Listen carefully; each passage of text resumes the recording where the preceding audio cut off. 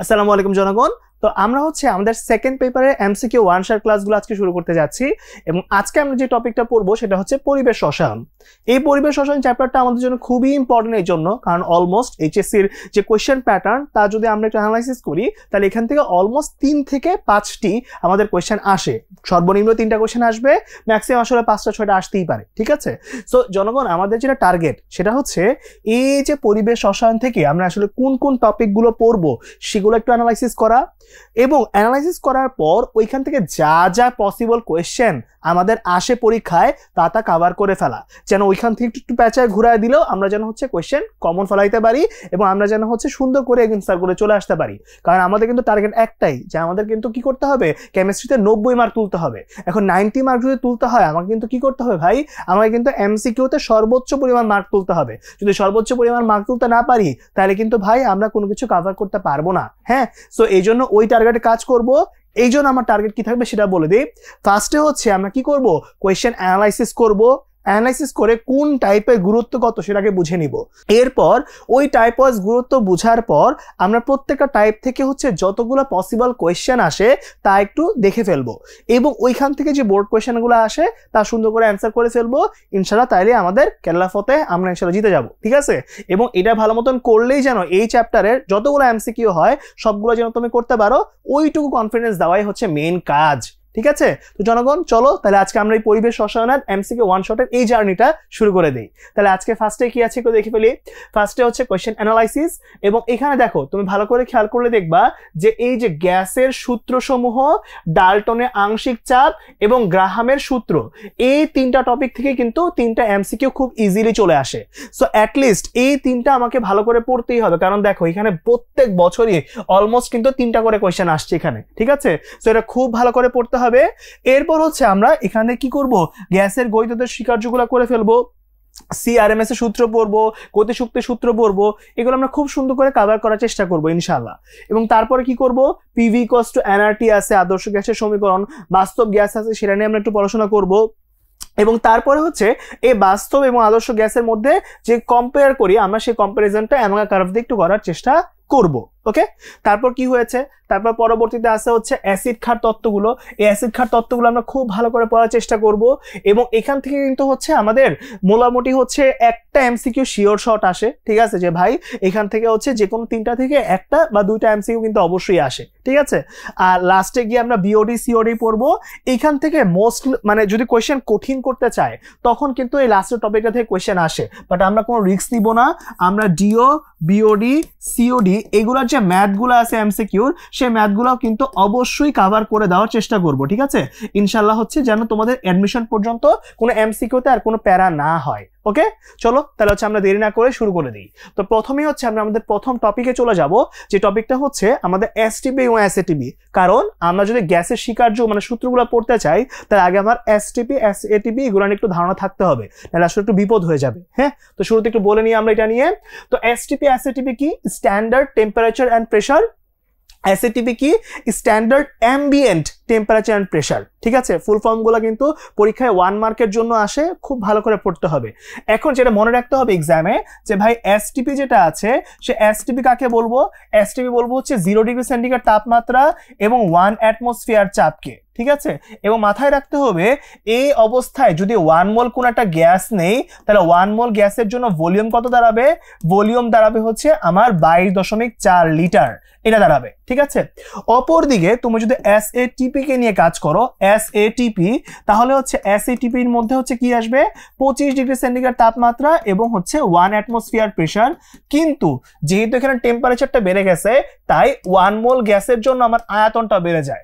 1 মোল গ্যাসের জন্য আমার যে ভলিউমটা আছে সেই ভলিউমটা হচ্ছে তখন হয়ে যায় 24.789 এত লিটার।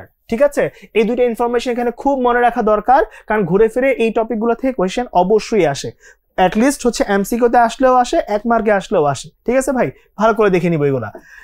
এখন এখানে কি হচ্ছে একটু দেখে নিই। খেয়াল করো, এটা তো ভালো করে পড়বই, তাই একটু ঠান্ডা মাথায় একটু চিন্তা করে দেখো। এখন এসটিপি টেম্পারেচার 0 ডিগ্রি, এসএটিপি টেম্পারেচার হচ্ছে 25 ডিগ্রি। ঠিক আছে, এখন ঠান্ডা মাথায় একটু চিন্তা করে দেখবা যে এই 0 ডিগ্রি মানে হচ্ছে 273 কেলভিন। ঠিক আছে। আর এখানের মধ্যে আমার যে এই যে 25 ডিগ্রি আছে এটা মানে কিন্তু 298 কেলভিন। তাহলে যদি কোয়েশ্চেন আসে যে এসটিপি এবং এসএটিপি যেটা আছে এর মধ্যে তাপমাত্রার পার্থক্য কত, তাহলে ঠান্ডা মাথায় চিন্তা করে দেখো তো তাপমাত্রা পার্থক্য কত হবে। তাপমাত্রার পার্থক্য কিন্তু হবে তুমি যদি ডিগ্রি সেলসিয়াসও বের করো তাও কিন্তু কত হবে 25, তুমি যদি ক্যালভিনে বের করো তাও কিন্তু হবে 25। বিয়োগ করে দেখো 298 মাইনাস কত 273, তাহলে এটা কিন্তু কত হবে 25 হবে। ঠিক আছে। আবার তুমি যদি ডিগ্রি সেলসিয়াসে করতো তাও কিন্তু সেমই আসতো, 25 ডিগ্রি মাইনাস কি 0 ডিগ্রি, তাই না। সো এটা কিন্তু 25 ডিগ্রি। খুব সাবধান যে পার্থক্যের বেলাতে কিন্তু আর 273 যোগ করা যায় না, দুটো কিন্তু সেম কথাই। ঠিক আছে। পার্থক্যের বেলাতে কিন্তু পার্থক্য কি আসবে, দুটার ক্ষেত্রে 25-25ই আসবে, একটু সাবধান। হয় ওকে, এরকম পর্যন্ত গেল। এবার যখন অ্যাডমিশনে যাবা তখন এনটিপি নামে আরেকটা জিনিস আছে, সেটা হচ্ছে 20 ডিগ্রি সেন্টিগ্রেড তাপমাত্রা হইলে হয়, ওটার দিকে আমরা আপাতত যাচ্ছি না। এখন যেটা লাগবে সেটা হচ্ছে হালকা পাতলা করে আমাদের কনভার্সন গুলো একটু জানা থাকতে হবে। হ্যাঁ, যেমন প্রেসারের কনভার্সনের কথা যদি একটু ভাবি তাহলে 1 অ্যাটমসফিয়ার ইজ ইকুয়ালস টু হচ্ছে 101.325 কিলো প্যাসকেল, আর এটাকে প্যাসকেল নিলে কি আসবে 101.325 প্যাসকেল। অপর দিকে এটাকে তুমি যদি কি করো মিলিমিটার এইচজিতে নাও তাহলে এটা আসবে 760 মিলিমিটার এইচজি, এবং এটাকে কি আসবে 76 সেন্টিমিটার এইচজি। এটা হচ্ছে আমার কি প্রেসারের কনভার্সন গুলা। ওকে, আর লাস্ট একটা কথা বলে দিতে চাই, সেটা হচ্ছে ভলিউমকে নিয়ে মনে রাখবা যে 1 ডেসিমিটার কিউব যে কথা 1 লিটার কিন্তু সেম কথা, তাই না। কিন্তু 1 decimetre cube is equals to কি, ইকুয়ালস টু কিন্তু 1000 সেন্টিমিটার কিউব, আর 1 সেন্টিমিটার কিউব যে কথা আমার 1 ml সেম কথা। সো এখানে এরকম একটা জিনিস চলে আসবে। ঠিক আছে। সো এগুলো খুব ভালো করে একটু জানবো। কেউ মিটার কিউব করতে চাইলে সেটাও করতে পারো, যে 1 metre cube is equals to কত 10 cube decimetre cube equals to কি, ইকুয়ালস টু হচ্ছে 10⁶ সেন্টিমিটার কিউব। এই লাইনটা মনে রাখলে কিন্তু ফাইনালি চলবে। হ্যাঁ, তো এই হচ্ছে ওভারঅল প্যাটার্নটা, ঠান্ডা মাথায় একটু করবা, ইনশাল্লাহ সবসময় হচ্ছে অ্যান্সার মিলবে। ওকে, তো একদম বেসিক যেগুলো দরকার ছিল এখানে লিখে দিছি। এবার আমরা এই রিলেটেড এমসিকিউ প্রবলেমগুলো সলভ করে ফেলতে চাই। তো দেখি কি আসছে। শুরুতে কিন্তু এটা আসছে যে ভাই এসটিপি এবং এসএটিপিতে তাপমাত্রা পার্থক্য কত। তাহলে দেখছো এটা কি ছিল 0 ডিগ্রি, এটা ছিল হচ্ছে 25 ডিগ্রি, তাহলে ডিফারেন্স কত আসলো, ডিফারেন্স কিন্তু আসলো 25 ডিগ্রি সেলসিয়াস। তো এটা হচ্ছে আমাদের অ্যান্সার। দেখছো ভাই, বললাম না একদম যা যা কিছু দরকার আমরা ওইগুলাই সলভ করে ফেলবো, ইনশাল্লাহ তোমরা পরীক্ষা পারলেই চলবে। ওকে, তাহলে পরেরটার মধ্যে কি আছে একটু দেখে ফেলি। পরেরটার মধ্যে আছে যে এসটিপিতে কোনো গ্যাসের 2 গ্রাম পরিমাণ আছে, তাহলে সবচেয়ে বেশি আয়তন কোন ক্ষেত্রে হবে। তা একটু চিন্তা করে দেখো তো, এসটিপিতে কোন একটা গ্যাস এর আয়তন সবসময় কত হয় 22.4 হয়, তাই না, 22.4 লিটার হচ্ছে। তা একটু ঠান্ডা মাথায় চিন্তা করে দেখো, আমরা যদি আদর্শ গ্যাসের সমীকরণ তো সবাই পারি, সেটা কি ছিল, সেটা ছিল হচ্ছে PV equals to NRT, right. তাহলে এখানে কি হচ্ছে পিভি ইকুয়ালস টু এনআরটি, এ লিখলাম পিভি ইজ ইকুয়ালস টু হচ্ছে এনআরটি। এবার যখন কোশ্চেনে গ্রাম দেওয়া আছে তার মানে কি N equals to W by M, এটা লাগতেছে, রাইট। তাহলে কি আসতেছে দেখি তো, তাহলে PV is equals to W by M R T. এবার একটু কমন সেন্স খাটাইতে হবে। ঠিক আছে, আমরা এত প্যাচার মধ্যে যাব না, আমরা খালি দেখবো আমার কোয়েশ্চেনে কি ডেটা আছে। হ্যাঁ, তাহলে কোয়েশ্চেন ডেটা দেখে ফেলি একটু। আমাকে বলছে এসটিপিতে গ্রামকে নিয়ে কাজ করতেছে, মানে সব ক্ষেত্রে ডাব্লিউ কিন্তু সেম, সবগুলোর কি ভর কিন্তু ডাব্লিউ। ঠিক আছে, তার মানে সবগুলোর ক্ষেত্রে ডাব্লিউ কে সেম রাখা হয়েছে, তাহলে ডাব্লিউটা সেম। ওকে, তাহলে এখন কার সাথে কম্পারিজনটা করতে হবে, অবশ্যই দেখতে হবে কোনটা আয়তন, এই আয়তন, এবং এখানে নিচে সংকেত দেওয়া আছে, সংকেত থেকে তুমি কি বের করতে পারবা, আণবিক ভর বের করতে পারবা। ঠিক আছে, তাহলে এবার এইখানটার মধ্যে কম্পারেটিভ করলে আমার কার কার মধ্যে কাজ করতে হবে, এই আয়তনটা এবং আণবিক ভরটা। ঠিক আছে, তো বাকি সবকিছু বাদ আমরা প্রেসার এবং আর এবং টি এগুলো সবগুলোকে স্থির ধরে নিব। স্থির ধরে নিলে আমরা কার কার মধ্যে হচ্ছে কম্পেয়ার করতে পারি, আমরা ভি এবং এম কে পরস্পর ব্যস্তানুপাতে ফেলতে পারি। তাহলে যদি ব্যস্তানুপাত হয় তার মানে যার আণবিক ভর সবচেয়ে কম আসবে, যার আণবিক ভর সবচাইতে কি আসবে কম আসবে, তার কিন্তু ভলিউম কি হবে, ভলিউম সবচাইতে ম্যাক্সিমাম আসবে।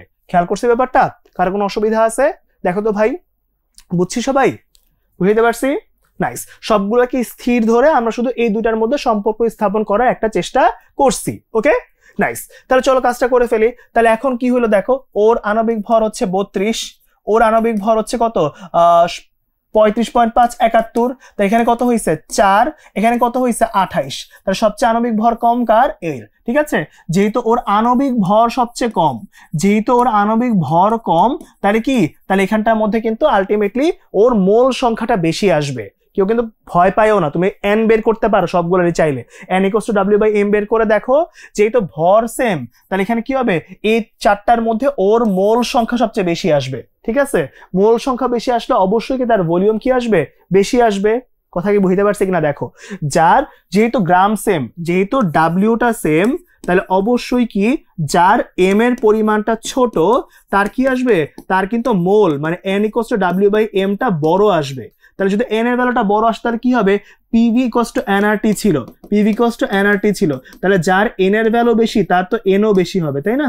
ওইখান থেকে আমরা কাজ করতেছি। সো অ্যান্সার কিন্তু হবে কত, এই হিলিয়ামটা। আমি অনেক ব্যাখ্যা দিছি, বাট তোমরা খালি এই লাইনটা মনে রাখো, মানে এটা হচ্ছে সবচেয়ে ফাস্টার ওয়ে, হ্যাঁ, সবচেয়ে স্মার্টেস্ট ওয়ে হচ্ছে এইটা, যে যদি কোয়েশ্চেনের মধ্যে এই দুটোর মধ্যে যদি ভলিউম সেম বলে, তাহলে দেখবা যে আণবিক ভর কম, তার সবসময় আয়তন কি হবে, বেশি হবে। বাট শর্ত হচ্ছে কি বলা থাকতে হবে, অবশ্যই ডাব্লিউ সেম বলা থাকতে হবে। ওকে, পারবো?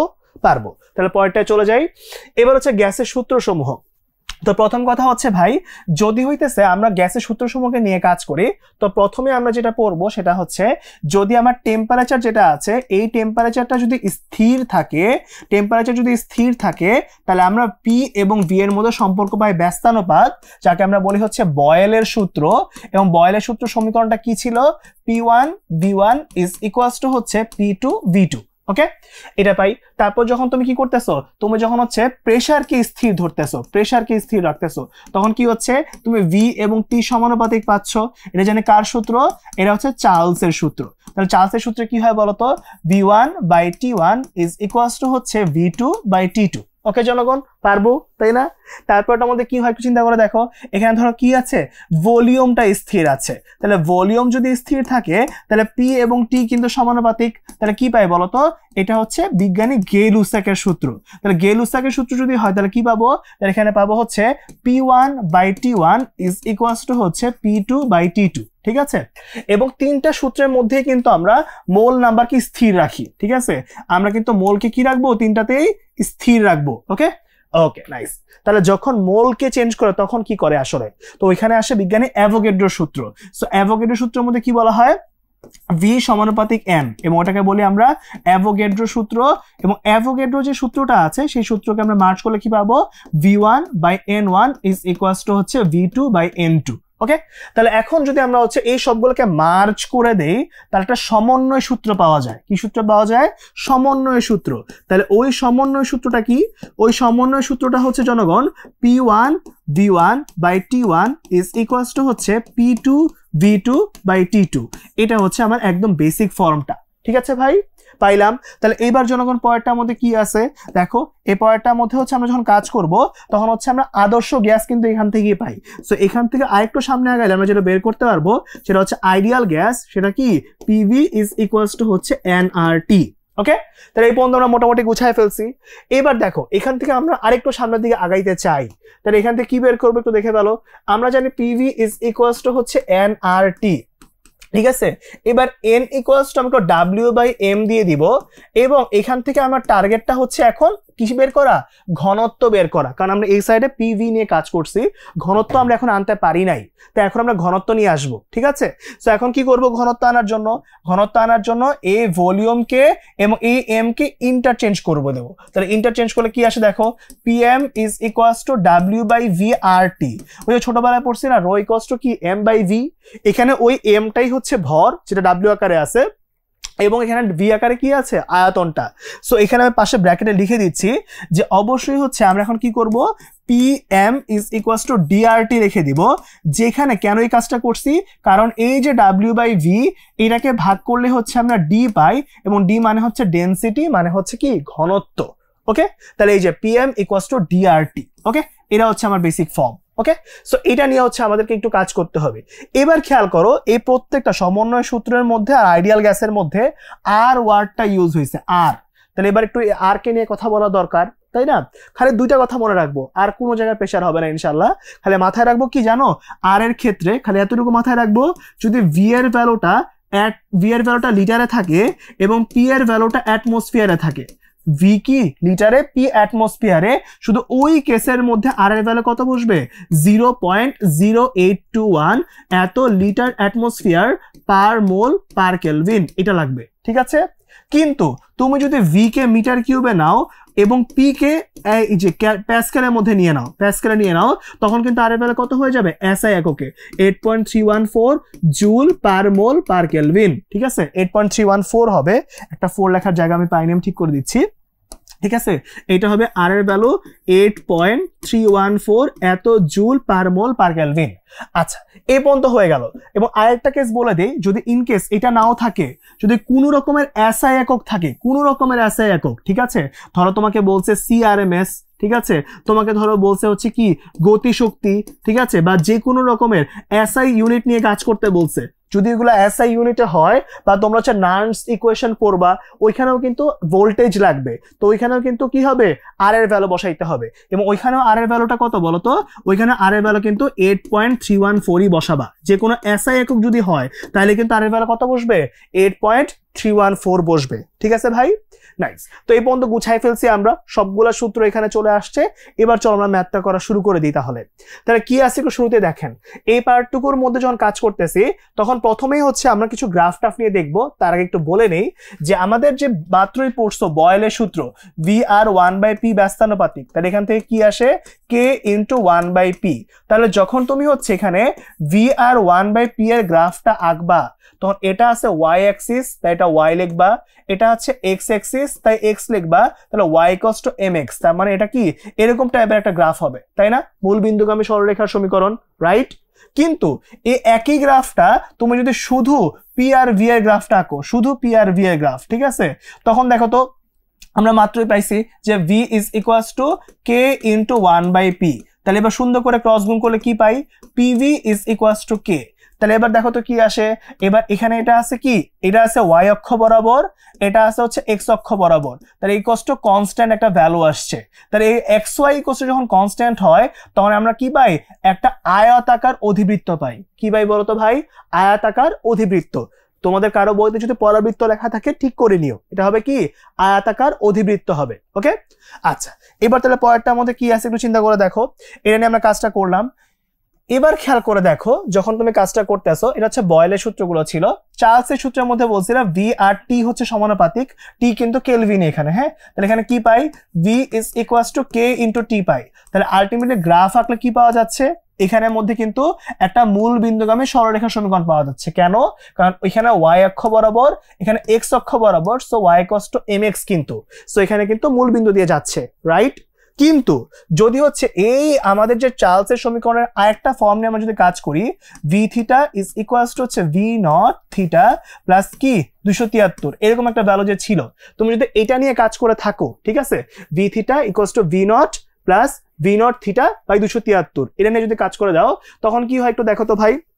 তখন কিন্তু এটা গ্যাঞ্জাম আছে। কি গ্যাঞ্জাম আছে, এখানে যদি তুমি এবার গ্রাফটা আঁকো, ধরো এখানে কি আছে 0 আছে, ভি থিটা আছে, আর এখানে কি আছে, এখানে হচ্ছে ধরো থিটা ডিগ্রি নিয়ে আমি কাজ করতেছি, তাহলে কি হইতেছে একটু চিন্তা করে দেখো তো। এবার কিন্তু হচ্ছে এটা ওয়াই অক্ষ বরাবর, এটা কিন্তু কনস্ট্যান্ট ভ্যালু, এই থিটা কিন্তু এবার এক্স, তাহলে এবার কি হবে y equals to mx plus c হবে। সি হওয়া মানে কি বলতো, সি হওয়া মানে কিন্তু হচ্ছে অবশ্যই এবার ওয়াই অক্ষকে ছেদ করবে। সো এখন এই ধনাত্মক সি অংশে ছেদ করছে, এই ছেদ করার পর এটা হইছে, ঠিক আছে। সো যখন ডিগ্রি সেলসিয়াস হবে তখন কিন্তু একটা ওয়াই অক্ষে ছেদ আসে, কিন্তু যখন কেলভিন ইউনিটে তখন কিন্তু এটা মূল বিন্দুগামী সরলরেখার সমীকরণ, ঠিক আছে। আর লাস্টে গেলুসেকের সূত্র আছে, গেলুসেকের সূত্রের মধ্যে আমরা পি সমানুপাতিক টি পাই, so P is equals to KT আসে। সো এখান থেকে আমরা কি পাই জনগণ বলতো, পি এবং টি এর একটা গ্রাফ পাই, এটা ওয়াই অক্ষ, এটা কি এক্স অক্ষ, এটা এম, তাহলে আবার কি মূল বিন্দুগামী সরলরেখার সমীকরণ, বসায় দাও, কাহিনী শেষ। দেখছো না ভাই, এই গ্রাফগুলো কিন্তু পরীক্ষায় আসে। এবার এটা হচ্ছে একদম বেসিক ফর্মগুলা, জাস্ট তোমাকে দেখায় নিলাম, কারণ পরের পেজে কোশ্চেন তো তোমরা দেখছোই, ওটা সলভ করার জন্য এটা একটু লাগবে। চলো তাহলে এবার আমরা সামনে আগায় যাই, সুন্দর করে গ্রাফটা একটু নোট করে নিও, তারপর কিন্তু আমরা সুন্দর করে সামনে কোশ্চেনগুলো সলভ করে ফেলবো, ঠিক আছে, নাইস। চলো তাহলে এবার সামনে কি পাচ্ছি দেখেন, পাচ্ছি এখানটার মধ্যে যে নিচের কোন নিচের গ্রাফটি কোন সূত্রকে সমর্থন করে? তাহলে একটু চিন্তা করে দেখো, এই যে ভি আর পি ইনভার্স ওয়ান মানে কি? পি ইনভার্স ওয়ান মানে হচ্ছে 1/p, তাই না? 1/p। তাহলে ভি আর 1/p এর গ্রাফ, এটা কে কে ক্যান্সেল করে বলতো? পি এবং ভি। এটা নিয়ে কাজ করে কে? এটা নিয়ে কাজ করে হচ্ছে আমাদের বয়েলের সূত্র। তো এখানে বয়েলের সূত্র কোনটা? বয়েলের সূত্র হচ্ছে এইটা কিন্তু, ঠিক আছে ভাই? তাহলে এখানে কি ভি আর 1/p হচ্ছে ব্যস্তানুপাত, আর এখান থেকে হচ্ছে V equals to K into 1/p আনি। সো এটা মূল বিন্দুগামী সরলরেখার সমীকরণ আসে। এটাই কিন্তু হচ্ছে এখানে আমি বলে দিয়ে গেছিলাম, তাই না? মূল বিন্দুগামী সরলরেখার সমীকরণ। ঠিক আছে ভাই, পারবো ইনশাল্লাহ, পারবো কিন্তু। তাহলে এই পর্যন্ত হয়ে গেছে আমাদের। তাহলে পরের পেজে কি হয় একটু দেখে ফেলি। তাহলে এখানের মধ্যে কি হচ্ছে? এখানের মধ্যে নেক্সট কোয়েশ্চেন হচ্ছে একটা ম্যাথ। সেই ম্যাথটা কি? যে 100 ডিগ্রি সেন্টিগ্রেড তাপমাত্রায় 2 অ্যাটমসফিয়ার আছে কার্বন ডাইঅক্সাইড গ্যাসের ঘনত্ব। এবার ঘনত্বকে যখন কাজ করব, যে কোনো ঘনত্বের কোয়েশ্চেন যদি আসে, চিন্তা করে দেখো, ঘনত্বের কোয়েশ্চেনের মধ্যে তুমি সবসময় আগে এই সূত্রটা লিখে নিবা, PM is equals two DRT এইটা, অথবা ডি ইজ ইকুয়ালস টু হচ্ছে W/V, এইটা যে কোনো একটা কাজে রাখবে। ঠিক আছে? এখন দেখো কোয়েশ্চেনে যখনই চাপ দেওয়া আছে, কোয়েশ্চেনে যখন টেম্পারেচার দেওয়া আছে, তাহলে কি 273 প্লাস হচ্ছে 100, তার মানে কি বলতো? 373 কেলভিন, তাই না ব্রো? ঠিক আছে, একদম সহজ। তাহলে এখানে 373 কেলভিন বসাই দিছি। তাহলে টি এর ভ্যালু দেওয়া আছে, পি এর ভ্যালু দেওয়া আছে, এইটা তো এখানে মিসিং, তাই না? সো আমাকে এই সমীকরণটা নিয়েই কাজ করতে হবে। তো চলো বসাই দিই। তাহলে এখানে পি এর ভ্যালু কি পাচ্ছি? পি এর ভ্যালু পাচ্ছি হচ্ছে 2.05 অ্যাটমসফিয়ার। এম আণবিক ভর, আণবিক ভর কার্বন ডাইঅক্সাইডের জন্য আণবিক ভর হচ্ছে 44, তাহলে বসাও 44। ডি এর ভ্যালু আমরা বের করতে চাই, আর এর ভ্যালু মাত্রই কত পাইছি? 0.0821। কেন এটা বসাইলাম? কারণ পি এর ভ্যালু কিন্তু অ্যাটমসফিয়ারে আছে, তাই না? অ্যাটমসফিয়ার থাকলে কি বসাইতে বলছিলাম? 0.0821 বসাইতে বলছিলাম কিন্তু। তাহলে লাস্টের টি এর ভ্যালু কোশ্চেন কত দেওয়া? টি এর ভ্যালু হচ্ছে 100 ডিগ্রি সেন্টিগ্রেড মানে 373। সো বসায় দেওয়া হচ্ছে 373, ক্রস গুণ করে দাও, ডি এর ভ্যালু বের হয়ে যাবে। ঠিক আছে? তাহলে ডি এর ভ্যালু কত আসতেছে একটু দেখে নেই। দেখো এখানটার মধ্যে কি হয়েছে? এখানটার মধ্যে 2.05 ইন্টু কত? 44 ডিভাইড বাই কত? 0.0821 ইন্টু 373। ঠিক আছে? তো এখানের মধ্যে 2.95 অ্যান্সার আসছে। ঠিক আছে? 2.95 অ্যান্সার আসছে, এবং এটা হচ্ছে আমরা এখানে দিয়ে রাখছি। ঠিক আছে? এই যে, ঠিক আছে, এটার সাথে আমাদের অ্যান্সারও মিলছে। সো আমাদের সব ঠিক আছে, নাইস। ঠিক আছে, পারবো তাহলে আমরা এই পর্যন্ত। ওকে, ঠিক আছে। তাহলে এই পর্যন্ত কিন্তু আমাদের হয়ে গেল, সবকিছু আমরা পেরে গেলাম। তাহলে পরের পেজে কি আছে একটু দেখি। পরের পেজে আছে হচ্ছে 1.5 অ্যাটমসফিয়ার চাপে 25 ডিগ্রি সেন্টিগ্রেড তাপমাত্রায় একটা গ্যাসের আয়তন দেওয়া আছে 0.5। তাহলে উক্ত তাপমাত্রায় দ্বিগুণ চাপে কি হবে? তাহলে এখানে শুরুর চাপটা দেওয়া আছে হচ্ছে 1.5, তাহলে দ্বিগুণ চাপ মানে এখানে কত হয়ে যাবে বলতো? দ্বিগুণ চাপ মানে এটা হয়ে যাবে 3 অ্যাটমসফিয়ার, তাই না ভাই? তাহলে এখানে বলতো প্রথম ক্ষেত্রে আয়তন কত দেওয়া আছে? V1, সেকেন্ড ক্ষেত্রে আয়তনটা বের করতে বলছে। তাহলে বলো পি এবং ভি এটা নিয়ে কাজ করতে পারে কোন সূত্র? এটা নিয়ে কাজ করতে পারে হচ্ছে P1 V1 is equals to P2 V2। Just কোশ্চেনে যা দেওয়া আছে তাই লিখবা। তাহলে বলো P1 কত? P1 হচ্ছে 1.5, V1 কত? 0.5 is equals to P2 কত? 3 অ্যাটমসফিয়ার, V2 হচ্ছে এত। তাহলে V2 এর ভ্যালু কত আসে? 1.5 গুণ 0.5 ডিভাইড বাই হচ্ছে 3। তাহলে কত কত আসলো দেখো তো? এটা কাটাকাটি করে দাও, 2 আসবে, ফলে এখানে 0.25 এত লিটার চলে আসবে। তাহলে এখন কত হয় দেখো তো? 0.25 লিটার। ঠিক আছে ভাই, এই পর্যন্ত কাজটা করে ফেলছি। সবাই ধরতে পারছি ইনশাল্লাহ? পারবো? এই তো পারবো ইনশাল্লাহ। তাহলে এই পর্যন্ত হয়ে গেল আমাদের। হ্যাঁ, তো পরেরটার মধ্যে কি হয়েছে একটু দেখি। চিত্রানুসারে হচ্ছে ভি এর আয়তন এর ভ্যালু বের করতে বলছে। মানে খেয়াল করে দেখো, আমি কিন্তু তোমাদেরকে প্রত্যেকটা টাইপের ব্যাপার সেবার দেখানোর চেষ্টা করতেছি। কারণ হয় কি, আমাদের কখন ব্রেনটা ফ্রিজ হয় পরীক্ষায়, যখন তোমার কাছে আননোন কিছু একটা আসে, বাট তুমি যদি প্রত্যেকটা জিনিসকে এক্সপিরিয়েন্স করে ফেলো, তখন কিন্তু এক্সামে আসে তুমি আর ঘাবড়াবা না। আর না ঘাবড়ালে কিন্তু জিনিস পেতে পারবা, কারণ পরীক্ষা কোশ্চেন কোত্থেকে আসবে? একই বইয়ের উপর রাত 7-8 বছর ধরে পরীক্ষা হইতেছে, 10 বছর ধরে পরীক্ষা হইতেছে। তারপরে তো শর্ট সিলেবাসে পরীক্ষা হচ্ছে 4 বছর হয়ে গেছে। সো ভাই এখানে কিন্তু আর নতুন করে কিছু করার নাই, যা যা আসতেছে ওইগুলোর ভ্যালু চেঞ্জ করে পরীক্ষায় দিবে। ঠান্ডা মাথায় একটু করবো, সব পারবো ইনশাল্লাহ, কোনো প্যারা নাই। ওকে, চলো তাহলে সামনে আগাই যাই। কি বলছে এখানে দেখো, এখানে চিত্র অনুসারে ভি এর আয়তন, তা একটু খেয়াল করে দেখো, এখানে 80 কিলো প্যাসকেল আছে। এই 80 কিলো প্যাসকেলের জন্য আমি আয়তনটা কত পাইছি? 80 কিলো প্যাসকেল মানে এটা কি P1 এর ভ্যালুটা, ওই অনুযায়ী আমার V1 এর ভ্যালুটা কিন্তু আমি পাইছি 0.2।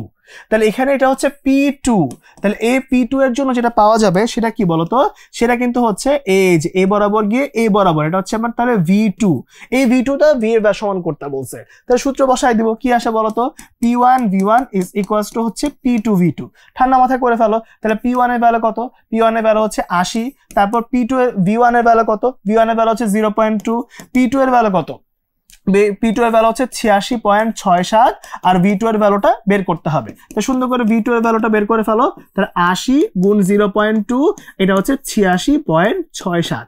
সুন্দর করে ভ্যালুটা বসাই দিয়ে চলো, তাহলে কি আসে, 80 0.2 86.67, তাহলে অ্যান্সার হবে কত, 0.18। এবার একক কি হবে, সবসময় মনে রাখবা এইটা কিন্তু কিলো প্যাসকেল, এইটাও কিলো প্যাসকেল, তাহলে কিলো প্যাসকেল বাদ, তাহলে কি V1 এর আয়তন একক যেহেতু মিটার কিউবে ছিল, এখানেও কিন্তু মিটার কিউবে আসবে, সে একক কিন্তু মিটার কিউব। ওকে, তাহলে এখানে কি হয়েছে, এটা অ্যান্সার আসবে 0.18 এত মিটার কিউব। এই যে এইটা হচ্ছে আমাদের অ্যান্সার। ঠিক আছে ভাই, পারবো ইনশাল্লাহ। তাহলে পরেরটায় চলে যাবো এবার। তাহলে পরের টপিকের মধ্যে পরীক্ষায় কি আসে একটু দেখো, এখানে বলছে নিচের গ্রাফটি, ঠিক আছে, এখানে গ্রাফ লিখে ফেলছি ভুলে, সরি, এটা হচ্ছে গ্রাফ হবে, ঠিক আছে, এটা হচ্ছে গ্রাফ হবে, নিচের গ্রাফটির ক্ষেত্রে কোনটি সঠিক। এখন কলেজম, আল্লাহ আমি টাইপিং কত মিস্টেক করছি, সরি, ঠিক আছে, নিজের কলেজ এরকম ভুল বললে হবে, যাকে চলো কি হইলো এবার, যে নিচের গ্রাফটির ক্ষেত্রে কোনটি সঠিক, ঠিক আছে। এবার এই গ্রাফটার মধ্যে কিন্তু টি কে কম্পেয়ার করতে বলছে। এবার এখানে একটু তোমাদেরকে বুঝাই, সিস্টেমটা হচ্ছে এরকম যে যখন যাদেরকে স্থির রাখা হয়েছে, যাদেরকে আমি স্থির রাখছি, ওদেরকে যখন তুমি কম্পেয়ার করতে চাও, এই স্থিরগুলোকে যখন তুমি কম্পেয়ার করতে চাও, তখন কি করবা, তখন রুলটা হইতেছে যে আমরা এই পেজটার মধ্যে কাজ করব। ওকে, তাহলে এখন যেটা করতেছে যে এই পেজটার মধ্যে কি কাজ করব, তাহলে এই পেজটার মধ্যে কাজ করব হচ্ছে যাকে আমি স্থির ধরছি তার ভ্যালুটা বের করার জন্য আমরা সবার আগে একটা লম্ব এঁকে ফেলবো। কি করব, সুন্দর করে হচ্ছে ওয়াই অক্ষ বড় এক্স অক্ষের উপর একটা লম্ব এঁকে ফেললাম। আঁকলে লাভটা কি, লাভটা হইতেছে এই পয়েন্টে, দেখো ভি বরাবর এই পয়েন্টে আমরা ধরবো V1, এই পয়েন্টে হচ্ছে V2, এই পয়েন্টে হচ্ছে V3। তাহলে এবার বলো, যত উপরের দিকে উঠবো তত কি আয়তন বেড়ে যায় না? চিন্তা করে দেখো, 0 থেকে উপরের দিকে যত উঠে, ওয়াই অক্ষ বরাবর উপরে উঠলে তার কি বাড়ে, তার ভ্যালুটা বেড়ে যায়। সো এখানে এই তিনটা V1, V2 এবং V3 এর মধ্যে কিন্তু V1 এর ভ্যালু সবচেয়ে বেশি, তো V1 হচ্ছে বড়, তারপর হচ্ছে V2, তারপর হচ্ছে V3। ঠিক আছে, এটা কেন এরকম হয়েছে, কাজ করে ফেলছি।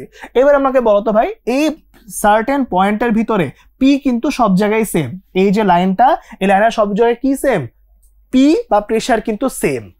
এবার তাহলে জনগণ, আমরা মাত্র পড়ে আসছিলাম চার্লসের সূত্র, V সমানুপাতিক T। তাহলে বলতো, যার V বেশি তার কি T ও বেশি না, রাইট? তাহলে এখানে কি হবে, যার V বেশি তার T ও বেশি, আর যার V কম তার T ও কম, আর যার V সবচেয়ে কম তার T সবচেয়ে বেশি কম। সো এটা কিন্তু আমার সিকোয়েন্সটা। ঠিক আছে জনগণ, তাহলে আমাকে বলো তো কি হলো তাহলে, তাহলে এখানে কোনটার সাথে অ্যান্সার মিলে একটু দেখি আমরা মিলায়। প্রথমটার সাথে কি মিললো না, T1 সবচেয়ে বড় হওয়ার কথা, এটা হয় নাই। এখানে কি T1 এটা ঠিক আছে, তারপর T2 এটা ঠিক আছে, T3 ঠিক আছে, তাহলে এটা হইতে পারে, তাই না? তাহলে এটা ঠিক আছে মনে হচ্ছে। এবার T1 সবচেয়ে বড়, তারপর কি T2, তারপর T3, এটা না, এখানে আবার উল্টা চিহ্ন দেওয়া, এখানে আবার উল্টা চিহ্ন দেওয়া। ঠিক আছে, খেয়াল করে কিন্তু দেখছো কিভাবে ম্যানিপুলেট করছে, এটাও কিন্তু হয় নাই। ঠিক আছে, কারণ T2 আর T3 এর মধ্যে কিন্তু T3 কি হওয়ার কথা, T3 হচ্ছে আমার ছোট হওয়ার কথা, T2 আবার হচ্ছে T1 কিন্তু বড় হওয়ার কথা। ওকে নাইস, খুব ভালো কাজ করছে। তাহলে পরেরটার মধ্যে কি করছি, তারপর এখানের মধ্যে সেম, এই যে এরকম উল্টা উল্টা তীর চিহ্ন দিচ্ছে, তাই না ভাই? T1 সবচেয়ে বড় হওয়ার কথা, সো হয় নাই কিন্তু, সো খুব সাবধান। হ্যাঁ, ওকে, তাহলে আমরা কাজটা করে ফেললাম, সামনে আগাবো। তো এখানটার মধ্যে কি হবে, এখানটার মধ্যে এবার নেক্সট কোশ্চেন যেটা করছে যে নিচের কোন গ্রাফটি, নিচের কোন লেখচিত্রটি বয়েলের সূত্র সমর্থন করবে।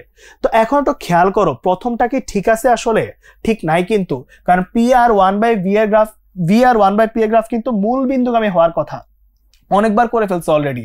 সো এখানে যদি তুমি P আর V আর 1/P এর গ্রাফটা আঁকতা, তাহলে এটা মূল বিন্দুগামী হওয়ার কথা, বাট এটা দিয়ে রাখছে ওয়াই অক্ষকে ছেদ করে ফেলছে, কিন্তু ওয়াই অক্ষ কি ছেদ করা যাবে, যাবে না, তার মানে এটা বাদ। ঠিক আছে, এখন PV আর P, তোমরা আমাকে বলো যে V is equals two K into 1/P ছিল, তাহলে কি PV এর গুণফলটা কি কনস্ট্যান্ট একটা ভ্যালু না, কনস্ট্যান্ট, ধ্রুবক। তার মানে কি তুমি যত মন চায় P এর ভ্যালু চেঞ্জ করো না কেন, এখানে কিন্তু ভ্যালু চেঞ্জ হবে না, সে কিন্তু এক্স অক্ষের সমান্তরাল একটা রেখা দেওয়ার কথা, কিন্তু এখানে কি এরকম হইছে, হয় নাই, কিন্তু এখানে কিন্তু বাঁকা একটা লাইন দেওয়া, সো এইটাও কিন্তু হচ্ছে না। ঠিক আছে, তাহলে এবার লাস্ট বাঁচলো log P R log V. তাহলে log P R log V আসলে কিভাবে কাজ করে সেটা একটু দেখি আমরা। হ্যাঁ চলো, তাহলে পিভি ইজ ইকুয়ালস টু কে ছিল, তাহলে আমাকে log P R log V আনতে হবে। সো আমরা দুই সাইডে লগ কে যোগ করে দিব, তাহলে log P is equals to log K, এটা নিলাম। তাহলে এবার আমাকে বলো লগের ভিতরে কোনো কিছু গুণ থাকলে ওরা কি হয়ে যায়, যোগ হয়ে যায় না? তাহলে দেখো তো লগ পি ইন্টু ভি, তাহলে কি আসবে, log P plus log V is equals to হচ্ছে লগ কে। এবার দুইটা গ্রাফে খেয়াল করে দেখো তো, লগ পি কে ওরা ওয়াই অক্ষ বরাবর নিছে, লগ পি কে ওয়াই অক্ষ বরাবর নিছে, সো আমরা ওয়াই অক্ষ বরাবর লগ পি কে রেখে দিব। তাহলে লগ পি কে ওয়াই অক্ষ বরাবর রাখলে ওকে অপর সাইডে পাঠাইতে হবে, তাহলে পাঠালে কি আসবে, minus log V plus log K. তাহলে এবার সুন্দর করে কাজটা করি, দেখো এবার কি আসতো, তাহলে এবার যেহেতু এটা ওয়াই অক্ষ বরাবর আছে তাই এটাকে ওয়াই বসাইলাম, এটা এক্স অক্ষ বরাবর আছে, এই দেখো এক্স অক্ষ বরাবর আছে, তাহলে এবার কি ওকে এক্স ধরবো, আর এক্স এর সাথে সবসময় কি বসে, ঢাল বসে, আর এটা তো কনস্ট্যান্ট একটা ভ্যালু তাই সি হবে। তাহলে y equals to minus m x plus c. Minus m x plus c মানে কি বলতো, সেরকম নিচের দিকে যাবে, সো এরকম নিচের দিকে গেছে, তার মানে হচ্ছে এটা তো উপর দিকে উঠে গেছে, ঢাল পজিটিভ হচ্ছে। ঢাল কিন্তু পজিটিভ না, আমরা দেখতে পাচ্ছি ঢাল কিন্তু এখানে নেগেটিভ হবে, নেগেটিভ হবে, সো নিচের দিকে ডাউনওয়ার্ড যাবে, সো এটা কিন্তু হয় নাই, যেহেতু এটা ডাউনওয়ার্ড যাচ্ছে সো এটা কিন্তু নেগেটিভ হবে। ঠিক আছে, ওকে, খুবই সুন্দর একটা কোয়েশ্চেন এটা। ইনশাআল্লাহ হচ্ছে অনেক কঠিন কোয়েশ্চেন যদি কোথাও করে, যেমন হচ্ছে কুমিল্লা বোর্ড বা হচ্ছে যশোর বোর্ড, এইসব জায়গায় যেখানে কঠিন কোয়েশ্চেন হয় ওরা কিন্তু এই কোয়েশ্চেনগুলো একটু দেখে নিও। ঠিক আছে, এগুলো বোর্ড কোয়েশ্চেন কঠিন করতে চাইলে তখন এগুলো আসে। ঠিক আছে ভাই, ওকে, তাহলে পরেরটা চলে যাব আমরা। পরেরটার মধ্যে কোশ্চেন কি করছে, যে 10 গ্রাম বিশুদ্ধ ক্যালসিয়াম কার্বনেটকে উত্তপ্ত করতে এসটিপি তে কত লিটার কার্বন ডাই অক্সাইড দরকার। তাহলে একটু চিন্তা করে দেখো তো, যে উত্তপ্ত করলে ক্যালসিয়াম কার্বনেটকে আমি উত্তপ্ত করব, হিট দিব, ফলে ক্যালসিয়াম অক্সাইড এবং কার্বন ডাই অক্সাইড পাওয়া যাবে। তাই একটু ঠান্ডা মাথায় চিন্তা করে দেখো, ওর আণবিক ভর হচ্ছে 100 গ্রাম, তাহলে এটাকে ভাঙলে এসটিপি তে কি পাওয়া যাবে, 22.4 লিটার কার্বন ডাই অক্সাইড পাওয়া যাবে, তাই না? তাহলে এসটিপি তে 100 গ্রাম ক্যালসিয়াম কার্বনেটের জন্য পাওয়া যায় 22.4 লিটার কার্বন ডাই অক্সাইড। তাহলে কোশ্চেনে কত গ্রামের জন্য বলছে, 10 গ্রাম। তাহলে সুন্দর করে বসায় দাও যে 10 গ্রামে কত হবে, 1 গ্রামেরটা বের করো, 10 গ্রাম ঠিক নিয়ম আর কি। হ্যাঁ, তাহলে 1 গ্রামে কত হয়, 1 গ্রামে হয় হচ্ছে আমার 22.4 ডিভাইড বাই হচ্ছে 100। তাহলে কোশ্চেন হচ্ছে 10 গ্রামে কত, তাহলে 10 গ্রাম ক্যালসিয়াম কার্বনেটে কত হবে, হবে হচ্ছে 22.4 ইন্টু 10 ভাগ হচ্ছে 100। তাহলে কাটাকাটি করে দাও, এই কাটলা, তাহলে 22.4 কে 10 দিয়ে ভাগ করলে কত হয়, 2.24 এত লিটার। তাহলে এটা হচ্ছে আমার অ্যান্সার। তাহলে কত হয় বলো দেখি ভাই, এই 2 নাম্বারটা আমার অ্যান্সার। ঠিক আছে ভাই, খুবই সহজ একটা জিনিস, ঠান্ডা মাথায় করলেই পারবা। হ্যাঁ, ওকে, তাহলে এই পর্যন্ত হয়ে গেল। পরেরটার মধ্যে কি আছে একটু দেখি। পরেরটার মধ্যে হচ্ছে এই কোয়েশ্চেনটা আছে, এই কোয়েশ্চেনের মধ্যে কি বলছে একটু দেখো। 500টা স্বাক্ষর করছো, স্বাক্ষর করলে এই 55.6 গ্রাম মিলিগ্রাম পরিমাণ ক্ষয় হয়েছে। তাহলে চলো বের করি। 500 বার সাইন করলে, 500 বার সাইন যদি করি তাহলে আমার কতটুকু খরচ হয়, 55.6 মিলিগ্রাম কার্বন খরচ হয়। ঠিক আছে, গ্রাফাইট মানে তো কার্বনই, তাই না? তাহলে কি বলছে, প্রতি স্বাক্ষরে মানে একটা স্বাক্ষরে কত, তাহলে একবার সাইন দিলে কতটুক হবে, 55.6 ভাগ হচ্ছে 500, এত মিলিগ্রাম কার্বন খরচ হয়। বাট তোমার যদি পরমাণু সংখ্যা বের করতে হয় তাহলে তোমার কি লাগবে, গ্রাম লাগবে না, তাই না? গ্রাম লাগবে।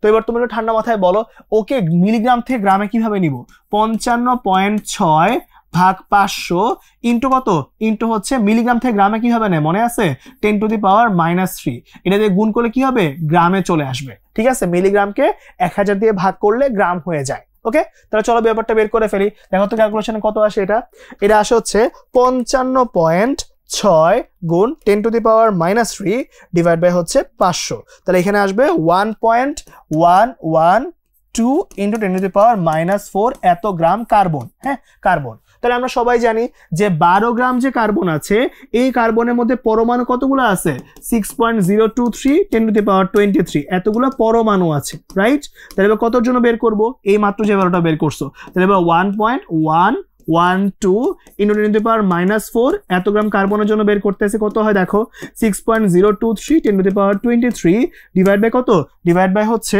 12 ইন্টু কত, ইন্টু হচ্ছে আমার 1.112 10⁻⁻4। সুন্দর করে ভ্যালুটা বসায় দাও, দেখো কত আসে, 6.023 10⁻23 ইন্টু হচ্ছে 1.112 ইন্টু 10⁻⁻4 ডিভাইড বাই কত, ডিভাইড বাই হচ্ছে 12। তাহলে অ্যান্সার আসবে কত? অ্যান্সার আসবে হচ্ছে 5.58 10 টু দি পাওয়ার 18 এরকম আসছে। ঠিক আছে, তাহলে এবার এই অপশনটা একটু খুঁজি আমরা। 5.10 টু দি পাওয়ার 18 কোন অপশনে আছে? নাই, বাদ বাদ বাদ, এটা হচ্ছে অ্যান্সার। ঠিক আছে, এটা হচ্ছে আমার অ্যান্সার। ওকে ওকে, তাহলে আমরা সুন্দর করে ম্যাথটা পেরে গেলাম, খুব ভালো লাগছে ম্যাথটা করে। তাহলে পরেরটার মধ্যে আমরা চলে যাই। হ্যাঁ, তাহলে পরেরটার মধ্যে কি বলছে দেখো, পরম শূন্য তাপমাত্রা। পরম শূন্য তাপমাত্রাটা কি? দেখো সিস্টেমটা হচ্ছে তাত্ত্বিকভাবে মানে থিওরিটিক্যালি, ঠিক আছে, থিওরিটিক্যালি তাত্ত্বিকভাবে যে তাপমাত্রা আছে, যে তাপমাত্রায় গ্যাসের যে ভলিউমটা আছে, গ্যাসের ভলিউমটা জিরো হয়ে যায়, গ্যাসের ভলিউমটা জিরো হয়ে যায়, তাকে আমরা কি বলবো? পরম শূন্য তাপমাত্রা বলবো। সাধারণত 0 ডিগ্রি সেন্টিগ্রেড 0 কেলভিন তাপমাত্রা অথবা -273 ডিগ্রি সেন্টিগ্রেড এ আমার ভি এর ভ্যালুটা থিওরিটিক্যালি জিরো হয়। তাই এই তাপমাত্রাটাকে আমরা কি বলি? এই তাপমাত্রাটাকে আমরা বলি হচ্ছে পরম শূন্য তাপমাত্রা। অবশ্যই কিন্তু ব্যাপারটা থিওরিটিক্যালি, ঠিক আছে ভাই, এটা কিন্তু এখনো প্র্যাকটিক্যালি আমরা অ্যাচিভ করতে পারি নাই। আচ্ছা, এবার গ্রাফলি ব্যাপারটাকে আমরা বুঝবো গ্রাফের মাধ্যমে। সেটা হইতেছে ভাই, গ্রাফিক্স ইনপুটের মধ্যে তুমি খেয়াল করবা, যখন তোমার কাছে কি আছে? ভিআরটি আছে, ভিআরটি, তখন কিন্তু ব্যাপারটা কি? ভি সমানুপাতিক টি, এখানে কিন্তু ভি ইজ ইকুয়ালস টু কে টি, তাই না? তো টি হচ্ছে কিন্তু কেলভিন এককে। তো এখানে ব্যাপারটা হচ্ছে যে এখানে কিন্তু এই জিরোটা কিন্তু হচ্ছে 0 কেলভিন, তাই না ভাই? এটা কিন্তু কি 0 কেলভিন কিনে আমরা কাজ করতেছি। ঠিক আছে, ভিআরটি এর মধ্যে কিন্তু এই 0 হচ্ছে 0 কেলভিন। ওকে, যদি তুমি মূল বিন্দুগামী সরলরেখা সমীকরণটা নাও, একটু ঠিক করে দিই, ফার্স্টে ডটেড কিছু লাইন হবে, হ্যাঁ, তারপরে লাগাইতে হবে। ওকে, তাহলে এখানে দেখো এটা হচ্ছে 0 কেলভিন কিনে কাজ করতেছি, কিন্তু যখন তুমি এখানে কাজটা করতেছো খুব ঠান্ডা মাথায় বুঝো যে এখানে কিন্তু হচ্ছে যখন তুমি কাজটা করবা যে ভি যেটা আছে সে ভি এর মধ্যে কি হয়েছে? সে ভি এর মধ্যে হচ্ছে যদি তুমি V theta is equals to V nought plus V nought theta by 273 এরকম আসছে, মানে চার্লসের থিটা ফর্ম, যেটা থিটা ফর্ম মানে হচ্ছে ডিগ্রি সেলসিয়াসে আছে। ঠিক আছে, এটা মানে হচ্ছে এটা ডিগ্রি সেন্টিগ্রেডে আছে। তাহলে তখন তুমি যদি গ্রাফটা আঁকো তখন তুমি কি পাবা? এটা হচ্ছে ভি থিটা, এটা হচ্ছে থিটা ডিগ্রি সেলসিয়াস। তখন কিন্তু ও ওয়াই অক্ষকে ছেদ করবে, যেটা একটু আগেও বলছি। এবার এইখানে যে ছেদটা করছে না, এইটাকে যদি তুমি পিছনের দিকে বর্ধিত করো, এরকম যদি বর্ধিত করো, তাহলে ও কি করবে জানো? ও হচ্ছে আমার এই একটা পয়েন্টে গিয়ে ছেদ করবে। এখন এই যে একটা পয়েন্টে গিয়ে ছেদ করলো না, এই যে একটা পয়েন্টে গিয়ে ছেদ করলো না, এই পয়েন্টটাই হচ্ছে কি -273 ডিগ্রি সেন্টিগ্রেড বা 0 কেলভিন। ঠিক আছে, তাহলে ওটাকে আমরা কি বলবো? ওটাকে কিন্তু আমরা এই জিনিসটা বলে ফেলবো। ঠিক আছে, সো খুব সাবধান ব্যাপারটা। সো দুই ক্ষেত্রে কিন্তু কথা একটাই যে ভাই আলটিমেটলি যখনই তুমি 0 কেলভিন পাচ্ছ অথবা কি পাচ্ছ, অথবা -273 ডিগ্রি সেন্টিগ্রেড তাপমাত্রা পাচ্ছ, ওটাকে আমরা এখন পর্যন্ত থিওরিটিক্যালি কি বলবো? পরম শূন্য তাপমাত্রা বলবো। বাস এই কথাটা মনে রাখলেই চলবে ইনশাল্লাহ। ওকে, তাহলে গ্রাফিক্যালি ব্যাপারটা বোঝা গেল। তাহলে আমরা যদি একটু সামনের দিকে আগাই, এখানে একটা ছোট্ট সমস্যা আছে কোয়েশ্চেনটার মধ্যে, কারণ আমার কাছে মনে হয় এই কোয়েশ্চেনটা অ্যাকচুয়ালি যদি ভি আর টি ডিগ্রি সেলসিয়াস হয় তাহলে গ্রাফটা অ্যাকচুয়ালি এরকম হওয়ার কথা না। সো মোস্ট লাইকলি এটা মনে হয় বোর্ড পরীক্ষায় এরকমই দিছিল, বাট আমরা হচ্ছে ধরে নিব এটা হচ্ছে ডি কেলভিন। ঠিক আছে, কারণ সব ডিগ্রি সেলসিয়াস হলে গ্রাফ চেঞ্জ হয়ে যায়, এই যে এরকম হওয়ার কথা। ঠিক আছে, সো আলটিমেটলি যদি হচ্ছে এটা টি কেলভিন হয় তাহলে ব্যাপারটা সলভ করা যায়। যদি টি কেলভিন হয় তখন এটা সমানুপাতিক হয়, তখন হচ্ছে ওর মূল বিন্দুগামী সরলরেখা হওয়ার কথা। সো টি কেলভিন যদি হয় ইন কেস, তখন কিন্তু এটা কি হবে? এ এক্স এর ভ্যালুটা বের করতে হবে কত? এ এক্স এর ভ্যালুটা মূল বিন্দুগামী হবে, তখন কিন্তু আলটিমেটলি কি পাওয়া যাবে? এটার ভ্যালু হয়ে যাবে 0 কেলভিন। ঠিক আছে, 0 কেলভিন হবে, এবং 0 কেলভিন মানে কি বলতো? -273 ডিগ্রি সেন্টিগ্রেড। ঠিক আছে, সো এটা অ্যান্সার কিন্তু -273 ডিগ্রি সেন্টিগ্রেড হবে। ওকে, -273 ডিগ্রি সেন্টিগ্রেড তাপমাত্রা হবে। কারণ দেখো ভাই, যদি ভি আর টি ডিগ্রি সেন্টিগ্রেড হইতো তাহলে কিন্তু অ্যাকচুয়ালি গ্রাফটা এরকম হইতো, এরকম ভি আর ক্যাপিটাল মানে পি আর ডিগ্রি সেলসিয়াসের কিন্তু এরকম কোনো সম্পর্কই নাই। পি আর কেলভিনের আছে, যেটা তোমাকে মাত্র আমি দেখাইলাম। পি আর কেলভিন হলে সে মূল বিন্দুগামী সরলরেখার সমীকরণটা হয়। ঠিক আছে, সো এখানে মোস্ট লাইকলি মানে এক্সাম হলে কি করছে আমি তোমাকে বুঝাই বলি। অ্যাকচুয়ালি টি ডিগ্রি সেন্টিগ্রেড না, এক্সাম শুধু এতটুকু দেওয়া ছিল। ঠিক আছে, এক্সামে শুধু এতটুকু দেওয়া ছিল, টি দেওয়া ছিল শুধু। হ্যাঁ, এখন টি যখন দেওয়া ছিল তখন অ্যাকচুয়ালি হইতেছে কারো পক্ষে আর বোঝা পসিবল না যে আসলে টিটা কিসে দেওয়া আছে। তো আমি জাস্ট তোমাদেরকে এটা বলতে চাচ্ছি যে যখন এরকম শুধু টি দেওয়া, তখন তুমি গ্রাফ দেখে বুঝবা যে টি কেলভিন বলছে নাকি টি ডিগ্রি সেলসিয়াস বলছে। যেমন এখানে গ্রাফটা যখন মূল বিন্দুগামী হয়েছে তার মানে অবশ্যই গ্রাফ টি কেলভিনই হওয়া লাগবে। আর যদি হচ্ছে গ্রাফটাকে আমি কি করতাম, গ্রাফটা যদি এরকম ওয়াই অক্ষকে ছেদ করতো তখন তুমি বুঝতে এটা ডিগ্রি সেলসিয়াসে আছে। কথা বুঝতে পারছি? ক্লিয়ার ক্লিয়ার ওকে, তাহলে এখন এই কাজটা বন্ধুরা বুঝে গেছে আই গেস। তাহলে পরেরটার মধ্যে কি হয়েছে, এবার আমরা চলে আসছি হচ্ছে আমাদের ডাল্টনের আংশিক চাপ সূত্র। তার মানে গ্যাসের সূত্রগুলো পার্ট কিন্তু শেষ। ওকে, সুন্দর করে আমরা গ্যাসের পার্টটা শেষ করে ফেলছি, এবার আমরা পড়ে ফেলবো ডাল্টনের আংশিক চাপ সূত্র। এখন সূত্রের মধ্যে প্রথমে যেটা সেটা হচ্ছে মনে রাখতে হবে যে আমাদের সবসময় এরকম গ্যাস নিতে হবে যারা পরস্পর বিক্রিয়াহীন। ডাল্টন আংশিক সূত্র কার ক্ষেত্রে খাটবে, যারা পরস্পর কি, যারা পরস্পর বিক্রিয়া করতে পারে না, যারা পরস্পর বিক্রিয়া করে না তাদেরকে নিয়ে হচ্ছে আমাদের ডাল্টনের আংশিক চাপ সূত্রটা হয়। এবং এখানে যেটা মাথায় রাখতে হবে যে আমাদের মূলত হচ্ছে 3 টাইপের ম্যাথ আছে, তার মধ্যে একটা কি, একটা হচ্ছে কেস 1 এর মধ্যে আমাদের 2টা পাত্র থাকে। ধরো এখানের মধ্যে P1 V1 আছে, এখানে P2 V2 আছে, এবং এই দুইটাকে আমি নতুন একটা পাত্রে মিক্স করছি। ঠিক আছে, এখানে A আর B আছে, এই A আর B কে তুমি ধরো হচ্ছে নতুন V পাত্রে মিক্স করছো, তাহলে হচ্ছে মোট চাপ কত হবে। তাহলে এখন এই নতুন পাত্রে মোট চাপ বা P কত হবে, P হবে হচ্ছে P1 V1 plus P2 V2 divide by V। এই V কি, এই V কিন্তু নতুন যে পাত্রটা তুমি নিছো ওই নতুন পাত্রে আয়তন। ঠিক আছে, ওই নতুন পাত্রে আয়তনটা, কারণ গ্যাসগুলাকে যে পাত্রে আনা হবে ওই পাত্রে আয়তন তারা দখল করে ফেলে। তাহলে কেস 2 কি, কেস 2 হইতেছে ভাইয়া, কেস 2 হচ্ছে 2টা পাত্রকে এবার আমরা মিক্স করে দিব। যেমন ধরো এখানে এরকম আছে, এখানে এরকম আছে, ঠিক আছে, এরকম আছে। ওকে, তাহলে এখন কি হয়েছে, এই 2টা পাত্রের মধ্যে একটা বড় হয়ে গেছে না, সমান সমান নেওয়া উচিত। হ্যাঁ, দেখতে জানি কেমন লাগে, যাক হইলো। এবার এখানের মধ্যে হচ্ছে এরকম ভাবে নিলাম এবং এই সাইডটুকুর মধ্যে এরকম দিলাম। তাহলে এখানে এ, এটা হচ্ছে বি, তাহলে এখানে হচ্ছে ধরো P1 V1 আছে, P2 V2 আছে। এবার তাহলে স্টপ কর্ক খুলে দিলে মোট চাপ কত। ঠিক আছে, স্টপ কর্ক যেটা আছে, স্টপ কর্ক খুলে দিলে মোট চাপটা কত। স্টপ কর্ক খুলে দিলে আমার যে মোট চাপটা আছে সে মোট চাপটা হচ্ছে কত, P1 V1 plus P2 V2 divide by V1 plus V2। কারণ এবার 2টা পাত্র কিন্তু কানেক্ট করে দিছো তুমি। স্টপ কর্ক বা সুইচটা খুলে দেওয়া মানে কি, 2টা পাত্র একত্রে যুক্ত হয়ে যাওয়া। সো এই টোটাল আয়তনটা নিয়ে কাজ করতে হবে। ওকে, সো 2টার মধ্যে ডিফারেন্স বুঝছো, একটা হচ্ছে 2টাকে আমি নতুন পাত্রে নিছি, নতুন পাত্রে আয়তন দিয়ে ভাগ, 2টাকে কানেক্ট করে দিছি তাই মোট আয়তন দিয়ে ভাগ, শেষ কাহিনী। ঠিক আছে, আর লাস্ট যে সিনারিওটা আসে সেটা কিছুই না, সেটা হচ্ছে নরমাল খালি হচ্ছে সূত্র। ঠিক আছে, যে আমরা আংশিক চাপের মেইন ডেফিনেশনটা কি, আংশিক চাপের মেইন ডেফিনেশনটা হচ্ছে যে একটা পাত্রের মধ্যে একাধিক গ্যাসকে মিক্স করে ফেলছি। তাহলে রুলটা হচ্ছে এরকম যে ওর নিজের মোল নাম্বার ডিভাইডেড বাই, যার আংশিক চাপ বের করতেছো তার নিজের মোল নাম্বার ডিভাইড বাই কি, ডিভাইড বাই হচ্ছে টোটাল মোল নাম্বার ইনটু হচ্ছে মোট চাপ। এমসিকিউতে এই 3টা টাইপের ম্যাথই কিন্তু পরীক্ষায় আসে, আর কিছু না। ঠিক আছে, কেস 1, কেস 2, কেস 3, বাস এইটুক পড়লেই কিন্তু ইনশাল্লাহ পরীক্ষায় কেল্লা ফতেহ। ঠিক আছে, এর বাইরে আসলে আর কিছু আসা নাই আংশিক চাপ সূত্রের মধ্যে। ঠিক আছে, তো চলো আমরা একটু এই 3টার অ্যাপ্লিকেশনটা দেখে ফেলি। ঠিক আছে, দেখো উপর লাইনটা মানুষ মাথায় রাখো যে ভাই যারা পরস্পর বিক্রিয়া করতে পারে না তাদের জন্য, বিক্রিয়া করলে কিন্তু এখানে ডাল্টনের আংশিক চাপ সূত্র নেওয়া যাবে না, সাবধান। ওকে, পয়েন্টটার মধ্যে কি হচ্ছে, পয়েন্টটার মধ্যে ব্যাপারটা হচ্ছে এরকম যে এখানে কি বলছে, কোন মিশ্রণটি ডাল্টনের আংশিক চাপ সূত্র মেনে চলে। তাহলে আমাকে বলো, এই NH3 এবং HCl এরাও বিক্রিয়া করতে পারে, তাই না? NH3 আর HCl বিক্রিয়া করলে কি উৎপন্ন করে ফেলে বলো তো, NH4Cl করে ফেলে। তাহলে তো এটা বিক্রিয়া করছে, তাহলে বাদ। আবার এখানে কি C2H2 মানে কি, ও হচ্ছে একটা অ্যালকিন, তাহলে অ্যালকিন এবং হাইড্রোজেনও বিক্রিয়া করতে পারে, পরে এটা কি হয়ে যায়, অ্যালকেন হয়ে যায়। তাহলে কিন্তু এটাও বিক্রিয়া করতে পারতেছে, বাদ। কিন্তু এই H2S এবং এই যে সালফার ডাইঅক্সাইড এরা কিন্তু বিক্রিয়া করে না। ঠিক আছে, এরা কি করে না, এরা কিন্তু বিক্রিয়া করে না।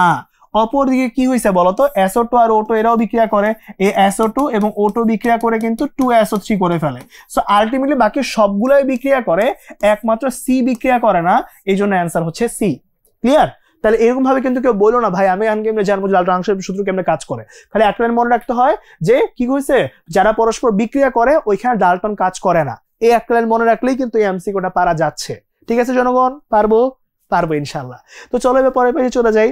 তাহলে পরের পেজে একটা ম্যাথ চলে আসছে, 20 মোল এবং 30 মোল সংখ্যা বিশিষ্ট A এবং B কে পরস্পর মিশ্রিত করছি, যেখানে মোট চাপ হচ্ছে 12 অ্যাটমসফিয়ার। ঠিক আছে, তাহলে এবার এর আংশিক চাপ বের করতে বলছে।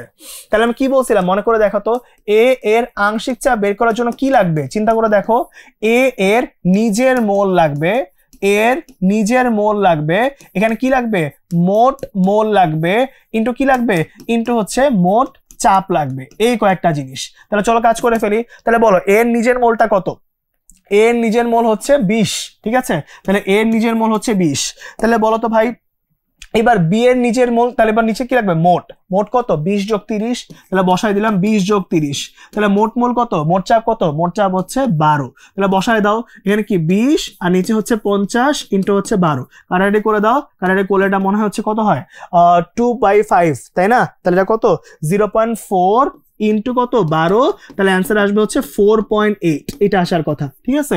তো এটা কত আসে বলো দেখি ভাই? এটা আসে হচ্ছে এই বি নাম্বারটা, এটা আসে, ঠিক আছে? কেউ যদি মানে প্যারা খাও, যেটা কেমনে করলাম একটু বলে দিই তোমাদেরকে। এটা হচ্ছে এরকম যে 2/5, এটাকে দুইটাকেই তুমি গুণ দাও 2 দিয়ে, তাহলে কত হয় 4 10, দুইটাকে 2 দিয়ে গুণ করলাম আর কি, তাহলে কি 0.4, বুঝছো? ওই যে তোমরা যখন ডিউতে পরীক্ষা দিবা তার জন্য একটা হালকা কারারে শিখতে পারো আর কি, অত আহামরি কঠিন কিছু না, এমনি করছি, যাকে হইলো এই পর্যন্ত কাজ করলে পারলাম আমরা। তাহলে পরেরটার মধ্যে যাই।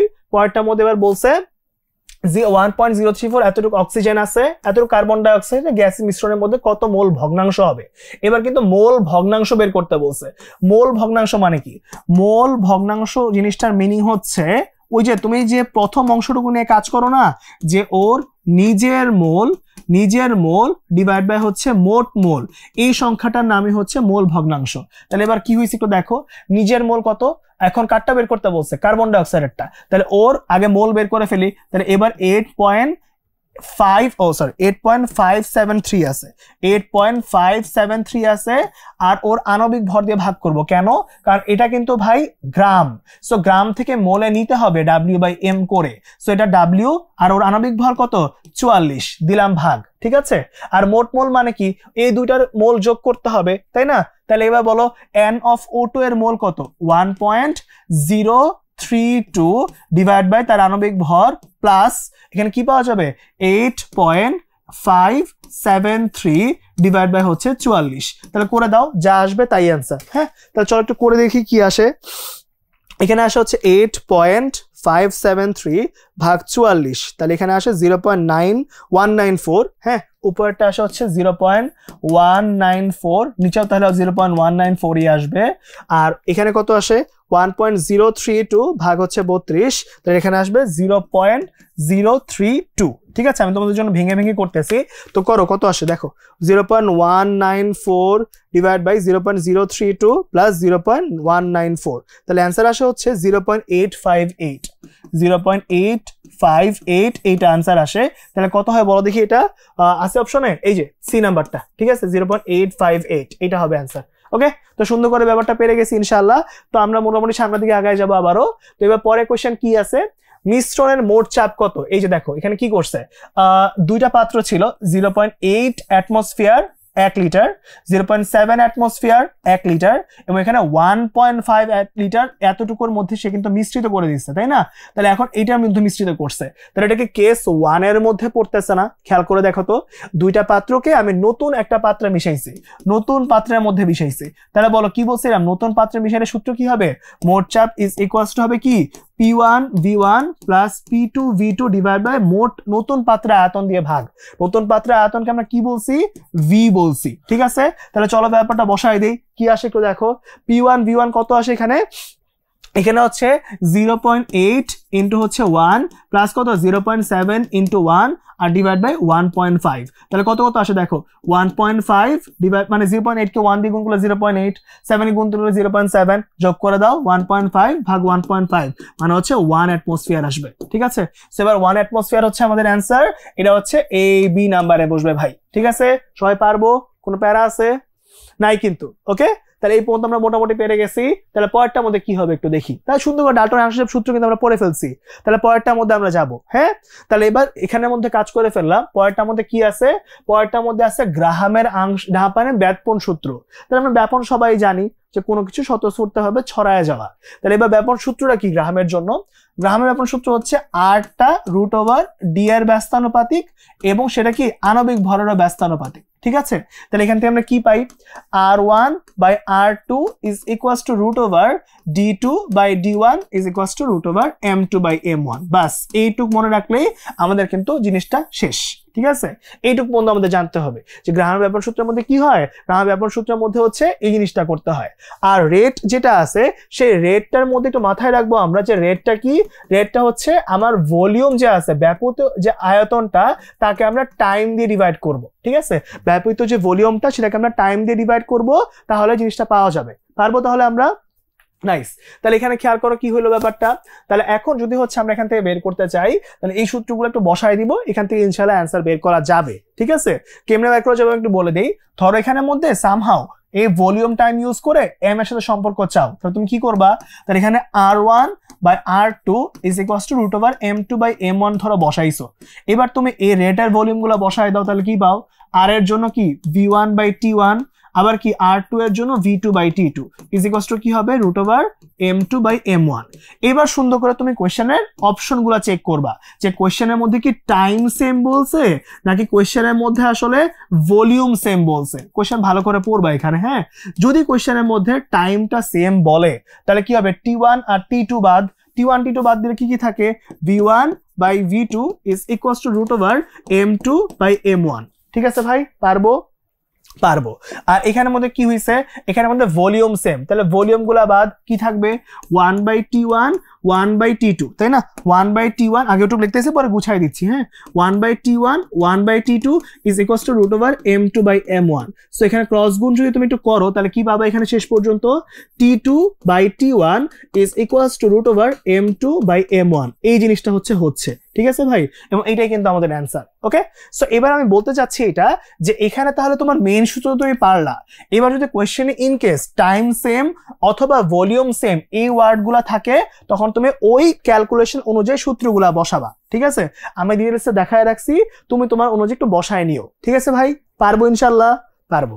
তো চলো সামনে আগাই, কোশ্চেন করে ফেলে আমরা। দেখো তাহলে কি হয়েছে যে কোন গ্যাস দ্বয়ের ক্ষেত্রে ব্যাপন হার পরস্পর সমান। তাহলে ব্যাপন হার সমান হওয়ার জন্য কি হইতে হয় বলতো, আণবিক ভর সেম হইতে হয়। আণবিক ভরটা কি হওয়া লাগে, সেম হওয়া লাগে। তাহলে এবার আণবিক ভর সেম কোন কেস একটু দেখে ফেলি আমরা। ওর আণবিক ভর হচ্ছে 28, আবার এখানে কি 12 দুগুণে 24, 4 যোগ করলে 28। এটাই তো ঠিক আছে, এটাই তো ঠিক আছে। এটা কত, এটা হচ্ছে আমার 71, এটা হচ্ছে আমার 32, তাহলে এটা ঠিক নাই, বাদ। ঠিক আছে, এটা কত, 12 আর 16 যোগ করলে এটা হয়ে যায় হচ্ছে 28, কিন্তু এটা হচ্ছে 32, তাহলে এটা হচ্ছে না, বাদ। আবার এটা কত 2 আর এটা হচ্ছে 32, এটাও হচ্ছে না, তাহলে অ্যান্সার হচ্ছে এ। ঠিক আছে, এই এ নাম্বারটা হচ্ছে আমাদের অ্যান্সার, কারণ কি দুইটা আণবিক ভর এখানে কি আসছে, সেম আসছে। ওকে, পারবো আমরা তাহলে ইনশাল্লাহ? পারবো। তাহলে পরের সিনারিওতে কি হয় একটু দেখে ফেলি। তাহলে দেখে ফেলি হচ্ছে এখানে কোনটি গ্রাহামের ব্যাপন সূত্র। তাহলে গ্রাহামের ব্যাপন সূত্র কোনটা, r1 by r2 is equals to root over m2 by m1। এটা কিন্তু একটু আগে পড়ে আসছি। তাহলে ক্রস গুণ করলে কি আসে একটু দেখো তো ভাই, r1 এর সাথে কি ক্রস গুণ করলে রুট ওভার m1 টা গুণ হবে, আর r2 এর সাথে গুণ করলে কি হবে, রুট ওভার m2 টা হবে। ঠিক আছে ভাই, ওকে, তাহলে এই পর্যন্ত হয়ে গেল আমাদের। তাহলে এবার দেখি অপশনটা কোনটার মধ্যে আছে। এখানে কি দেখো 1 বাই m কিন্তু না, এখানে কিন্তু আর 1 বাই রুট ওভার m হওয়ার কথা, তাহলে এটা কিন্তু হচ্ছে না। ঠিক আছে, এখানে দেখো r1 আর m1 কিন্তু পাশাপাশি সেম চলে আসছে, আমার উল্টা আসা লাগতো, এটাও হচ্ছে না, সমানুপাতিক তো হচ্ছেই না। সো অ্যান্সার কিন্তু এই প্রথমটা, বুঝছো ভাই, প্রথমটা। ওকে, ঠান্ডা মাথায় একটু কাজ করবো, সবসময় অ্যান্সার মিলবে। ওকে, আচ্ছা ঠিক আছে, তাহলে পরের পেজে চলে যাই। তাহলে আমার গ্রাহামের ব্যাপন সূত্র আমরা অনেকখানি করে ফেলছি। তাহলে পরেরটার মধ্যে কি আছে একটু দেখি। তাহলে এবার উদ্দীপকে কাজ করতে বলছে উদ্দীপকের কোন পাত্রের মধ্যে হচ্ছে ব্যাপন হার সবচেয়ে বেশি, অনুসংখ্যা সবচেয়ে কম, এবং এই পার্টটুকুর মধ্যে বলছে জেড এর ভ্যালুটা। আচ্ছা বাই দ্য ওয়ে, জেড এর ভ্যালু যেটা আছে সেটা হচ্ছে আমরা একটু পরে বের করা শিখতেছি, সমস্যা নাই। তাহলে এখানে কি হইতেছে একটু বলি। এখানে হচ্ছে বলছে এ বি সি এর মধ্যে কোনটা ক্ষেত্রে কাজ করবো, তাই তো। এখন দেখো তোমাকে প্রত্যেকটা ক্ষেত্রে কিন্তু কি বের করতে হবে, এখানে সবগুলো ভ্যালু ট্যালু দেওয়া আছে, তোমাকে প্রত্যেক ক্ষেত্রে হচ্ছে আগে আণবিক ভরটা একটু বের করতে হবে। ঠিক আছে, তাহলে এবার আমরা কি করবো একটু দেখি, চলো। ওকে, তাহলে হচ্ছে জনগণ দেখো এবার এই পার্টটুকুর মধ্যে কিভাবে ক্যালকুলেশন গুলো করতেছি তার জন্য একটু সূত্র লিখে ফেলি। যে আমার কাছে কি ছিল, আমার কাছে ছিল পিভি ইজ ইকুয়ালস টু হচ্ছে এনআরটি, n ইকুয়ালস টু কি ছিল, w বাই m, তারপরে হচ্ছে rt অনুযায়ী লিখলাম। তাহলে আণবিক বের করবো কেমন একটু চিন্তা করে দেখো তো।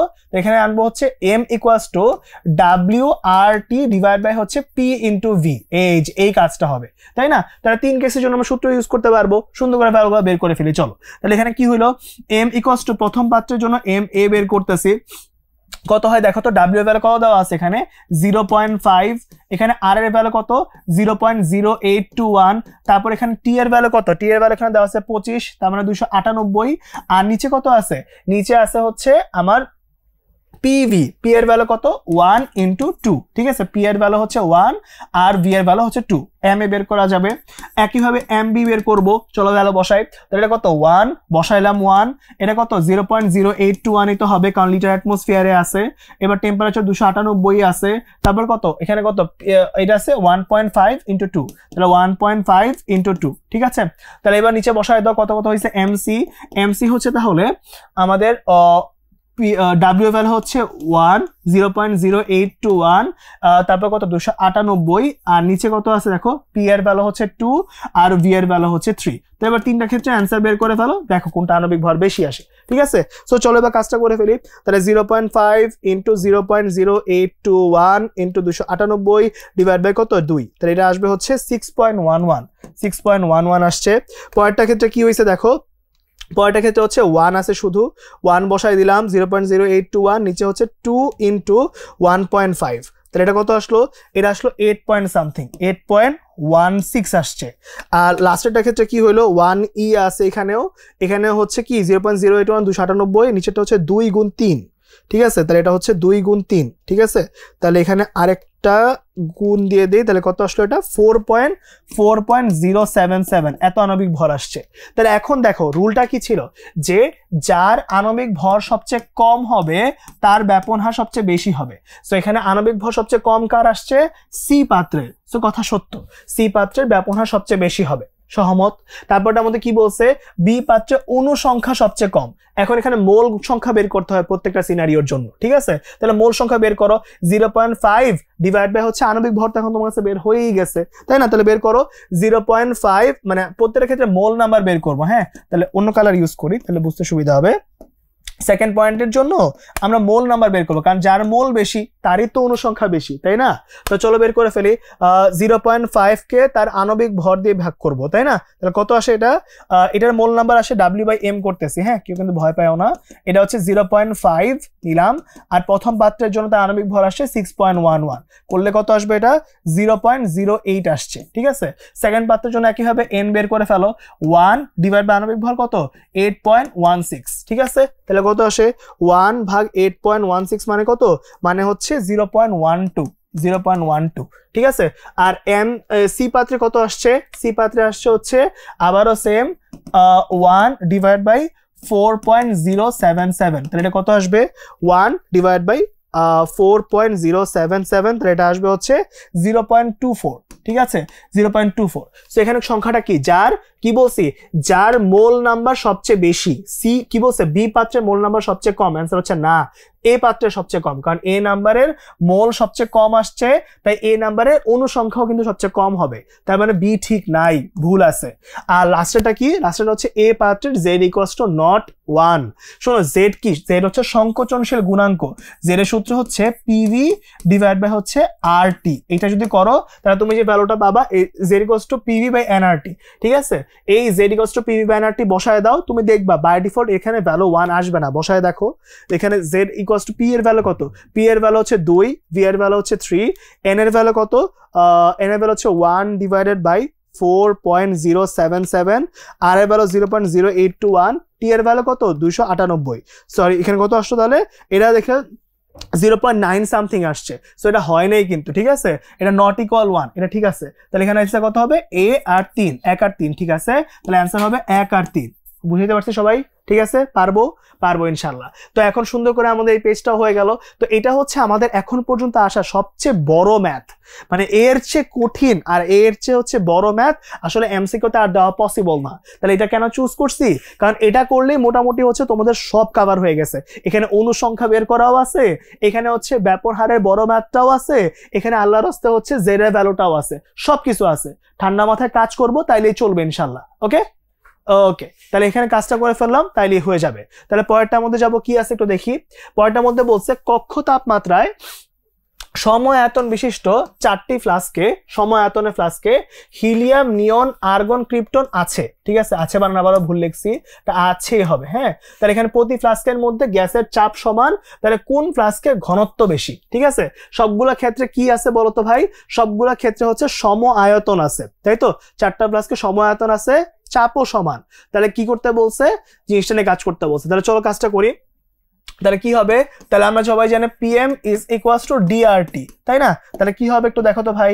এবার এ পার্টটুকুর মধ্যে চাপ সেম, সো চাপ সেম হয়ে গেছে, আর এমনি কনস্ট্যান্ট, তাই তো? তাহলে এখানে কার কার মধ্যে ব্যাপারটা কাজ করবে? তাহলে এখানে কাজ করবে হচ্ছে যার এম যেটা আছে এম আর ডি এর মধ্যে, তাহলে এম আর ডি সমানুপাতিক, মানে যার হচ্ছে আণবিক ভর বেশি, যার আণবিক ভরটা বেশি তার কি, তার হচ্ছে ঘনত্ব বেশি, এটা হবে এখানে। হ্যাঁ, তো চলো এখানে দেখো হিলিয়ামের কত 4, 10 এরকম ক্রিপ্টন আছে, সো এখানে সেম পর্যায়ে কিন্তু এরা। সো এখানে কিন্তু ও যেটা আছে ক্রিপ্টন, ওর আণবিক ভর ম্যাক্সিমাম, পারমাণবিক ভর অ্যাকচুয়ালি ওর পারমাণবিক ভর কিন্তু ম্যাক্সিমাম হয়। তাহলে ওর পারমাণবিক ভর যদি ম্যাক্সিমাম হয় তো ওটা নিয়ে কাজ করব। তাহলে পারমাণবিক ভর যেহেতু ম্যাক্সিমাম, তাহলে ওর ঘনত্বও কি হবে? তাহলে ওর ঘনত্বও কিন্তু ম্যাক্সিমাম হবে। ঠিক আছে ভাই, ঘনত্ব ম্যাক্সিমাম হবে। তাহলে এবার কি 4 নাম্বার পাত্রে আণবিক ভর ম্যাক্স, তার 4 নাম্বার পাত্রের ঘনত্ব কিন্তু ম্যাক্সিমাম হয়ে গেছে। সবাই ধরতে পারছি? পারবো ইনশাআল্লাহ। তাহলে এবার কি হলো ভাই দেখো, পরেরটার মধ্যে হচ্ছে কক্ষ তাপমাত্রা, আবারও 4টা আয়তন আছে, সেম জিনিসই। এবার কোন ফ্লাস্কের ভিতরে আমার কি আছে? অণু সংখ্যা সবচেয়ে বেশি, এটা পরমাণু সংখ্যা সবচেয়ে বেশি। কিন্তু এখানে কাহিনী কিন্তু খুব সিম্পল, যে আমাদের এখানে কিন্তু কোশ্চেনের মধ্যে যেহেতু তাপমাত্রা সেম, সম আয়তন আছে 4টা ফ্লাস্কের ভিতরে, তাহলে আমার কি সম আয়তন বিশিষ্ট সব গ্যাসের মধ্যে অণু সংখ্যা তো সেমই হইতে হবে, তাই না ভাই? কারণ এখানের মধ্যে সবগুলোতে ভ্যালু তো সেম নিয়ে কাজ করতেছি। কথা খেয়াল করো, কোশ্চেনের মধ্যে কিছু দেওয়া নাই, তার মানে আমরা কিন্তু মোল নাম্বারও সেম ধরে কাজ করতে হচ্ছে, তাই না? তো এখানে যেটা কাহিনী করতে হবে খুব ক্লিয়ারলি বুঝো।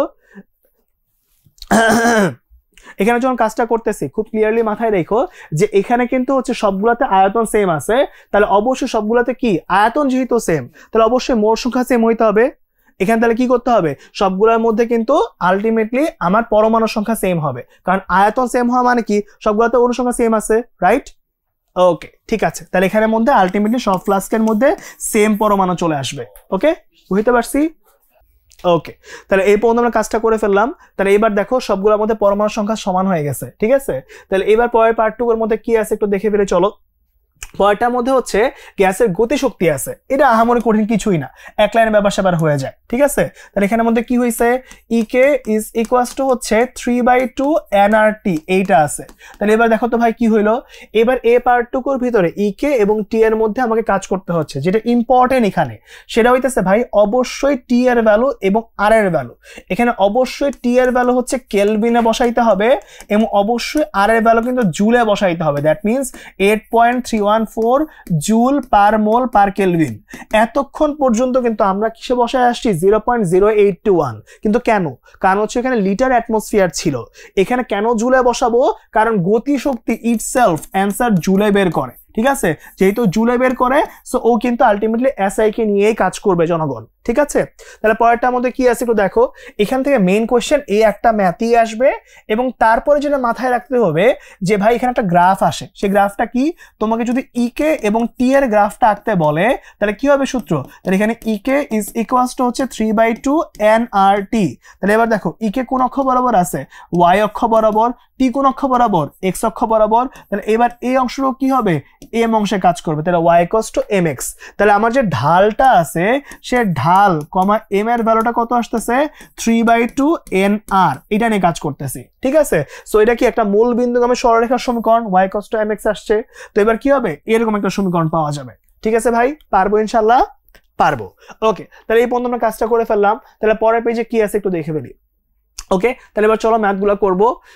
বলছে কোন তাপমাত্রায় একটি অণুর গতিশক্তি শূন্য হয়েছে। তাহলে গতিশক্তি শূন্য মানে কি বলতো ভাই? এখানটার মধ্যে ইকে ইকুয়ালস টু 3/2 nRT আছে, ইকে ইকুয়ালস টু 3/2 nRT আছে। যদি ইকে এর ভ্যালু 0 করতে হয়, দেখো এন এর তো একটা ভ্যালু থাকবেই, কারণ এন এর ভ্যালু না থাকলে তো আমার গ্যাসটাই এক্সিস্ট করে না। মোল না থাকা মানে কি? গ্যাস এক্সিস্ট করে না।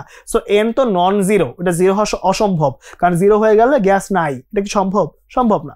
সো অবশ্যই গ্যাসটা আছে, সো এন এর ভ্যালু তো থাকবেই, আর তো কনস্ট্যান্ট। তাহলে একমাত্র এটাকে যদি 0 করতে হয়, ইকেটা কার উপর ডিপেন্ড করে? তাহলে টি এর উপর ডিপেন্ড করে। তাহলে যদি হচ্ছে টি এর ভ্যালু তুমি 0 কেলভিন বসাও, শুধু ওই ক্ষেত্রেই ইক এর ভ্যালু কত আসবে? ইক এর ভ্যালু হচ্ছে 0 হয়ে যাবে। ঠিক আছে ভাই? তাহলে এখানে কত হবে? টি এর ভ্যালু 0 কেলভিন। এই যে এইটা হবে আমার অ্যান্সার। পারবো সবাই? খুবই সহজ, কিন্তু ঠান্ডা মাথায় করবো, সবসময় অ্যান্সার মিলবে ইনশাল্লাহ। ওকে, আচ্ছা ঠিক আছে। তাহলে এই পর্যন্ত হয়ে গেল। তাহলে পরেরটার মধ্যে কি হয় একটু দেখে ফেলি। বলছে মোলার গ্যাস ধ্রুবকের কোনটা সমীকরণ? দেখো ভাই, আমাদের আর যেটা আছে সে আর এর একক তুমি কি কি লেখো একটু চিন্তা করে দেখো তো। যখন তুমি 0.0821 লেখো তখন কি লেখো? লিটার অ্যাটমসফিয়ার পার মোল পার কেলভিন, এইটা লেখো। অথবা কি লেখো? অথবা লেখো আর একটা হচ্ছে 8.314 joule per mole per kelvin. এখন জুল বেসিক্যালি কার একক বলো তো? জুল কি কাজের একক না? কাজের একক। আর মোল তো মোলই, সেটা কি মোল ইনভার্স 1 আর কি কেলভিন ইনভার্স 1। তাহলে এবার অ্যান্সার কোনটা হবে দেখো তো কোনটার সাথে মিলছে। বাংলায় লিখলে কাজ পার মোল পার কেলভিন, কাজ পার হয়ে গেছে এটা বাদ, তাইলে কাজ পার মোল পার কেলভিন এটা হইছে। কাজ পার নাই তো এটা বাদ। এখানে কি কাজ পার, এটা তাহলে বাদ, এটা হচ্ছে না। তাহলে অ্যান্সার হচ্ছে বি নাম্বারটা। হ্যাঁ, এগুলো অ্যান্সার হচ্ছে বি নাম্বারটা। সবাই ধরতে পারছি এই পর্যন্ত? পারবো ইনশাল্লাহ? পারবো। ঠিক আছে, তাহলে এই পর্যন্ত হয়ে গেল। তাহলে এবার হচ্ছে আমরা সামনে যদি যাই তাহলে কি হচ্ছে দেখো, 1 মোল গ্যাসের জন্য আমাদের গতিশক্তি বের করতে বলছি, তাই না? 1 মোল গ্যাসের জন্য গতিশক্তি যেটা আছে সেই ভ্যালুটা কত হবে? ঠিক আছে, গতি শক্তি যেটা আছে সেটার সমীকরণটা কত হবে বলতে বলছে। তাহলে আমাকে বলো সূত্র কি ছিল? সূত্র হচ্ছে ইকে ইজ ইকুয়ালস টু কত? 3/2 nRT, এটা আছে। তাহলে এবার কি 1 মোল গ্যাস, তাহলে অবশ্যই এন এর ভ্যালু কত? এন এর ভ্যালু হচ্ছে 1। তাহলে কত আসবে? ইকে ইজ ইকুয়ালস টু হচ্ছে 3/2 RT, এটা হচ্ছে কাজ। তাহলে এবার 3/2 RT অপশন কোনটাতে আছে? ওমা, অপশন আমি দিয়েই দিছি, সরি এটা সি হবে। হ্যাঁ, এটা অপশন আমি ভুলে দিয়েই দিছি, এটা সি হবে। ঠিক আছে, সি হবে, এর অ্যান্সার সি হবে। ঠিক আছে, এখানে অ্যান্সার নিচেও দেওয়া আছে, আমি ভুলে হচ্ছে নিচে অ্যান্সার লিখে ফেলছি। যাক, এর অ্যান্সার সি পাওয়া যাবে। ঠিক আছে, নাইস। তো এই পর্যন্ত আমরা পারা গেলাম। তাহলে পরেরটার মধ্যে কি হয়েছে একটু দেখে ফেলি।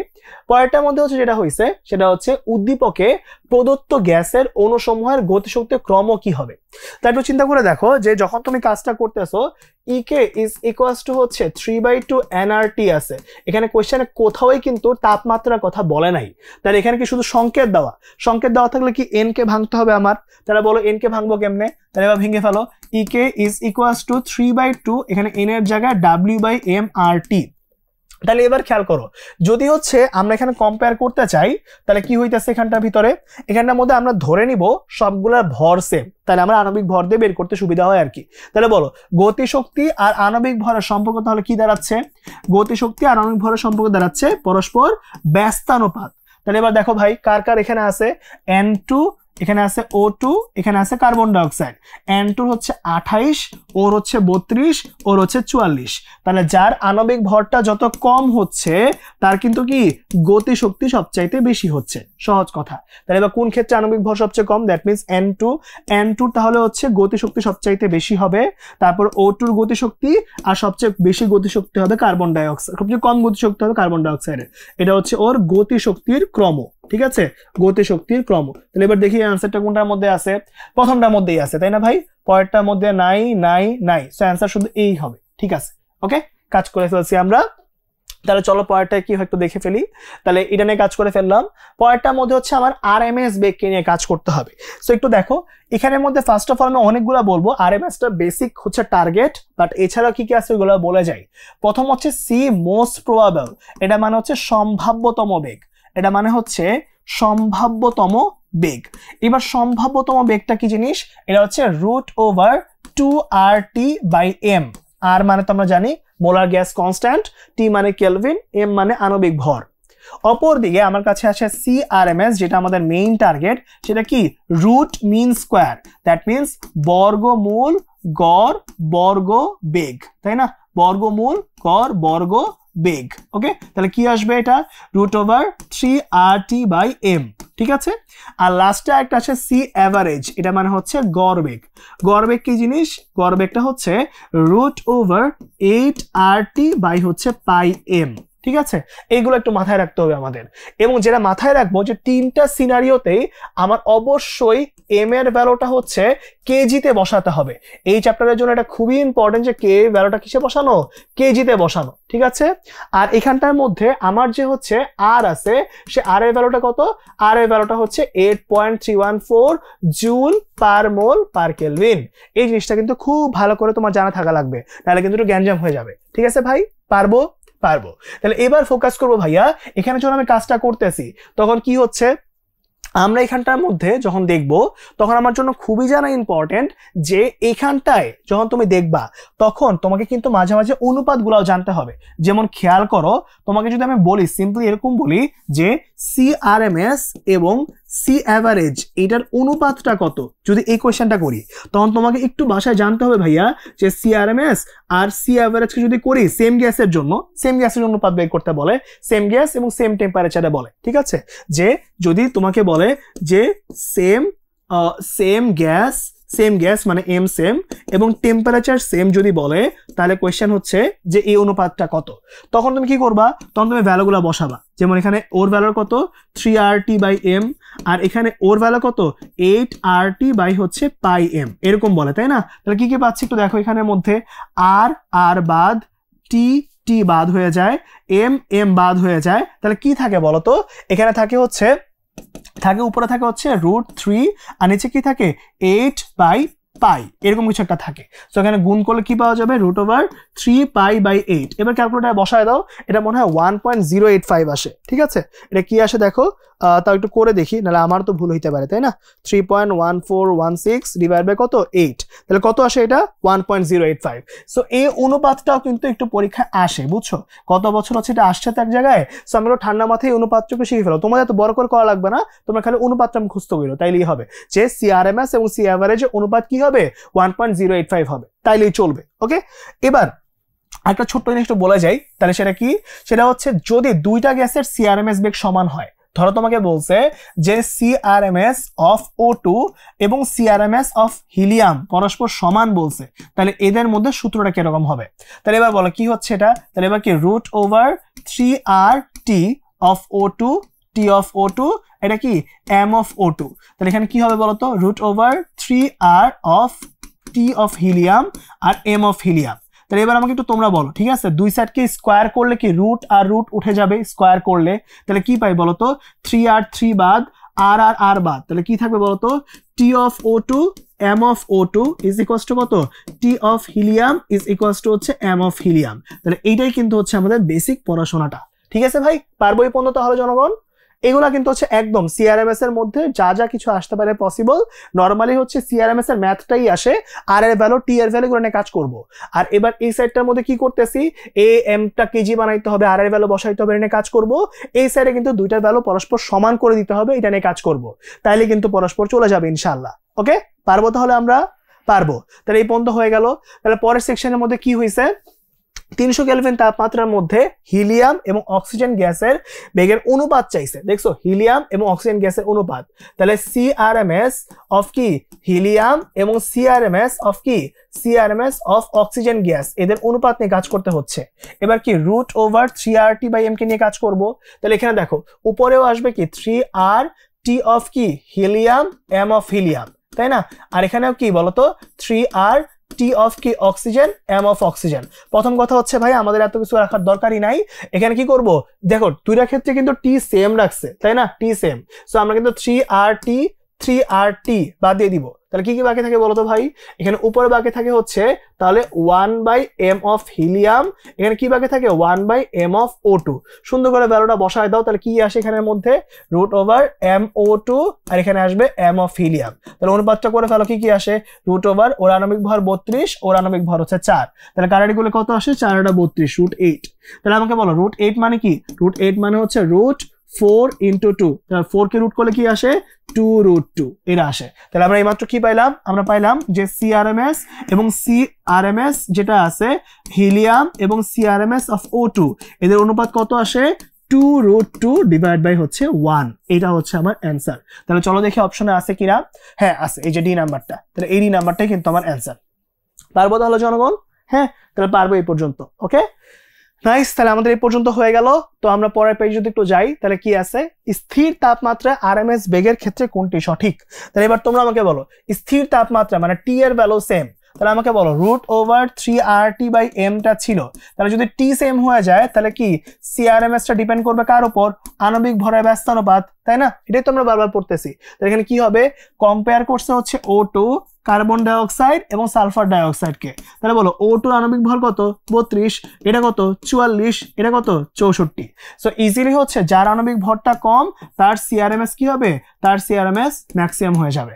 সো এখানে কি হবে ভাই, তাহলে এখানে কিন্তু হচ্ছে O2 ম্যাক্সিমাম, তারপর কি কার্বন ডাইঅক্সাইড, তারপর সালফার ডাইঅক্সাইড। সহজ কিন্তু, একই জিনিস বারবার। ঠিক আছে ভাই, সবাই পারবো?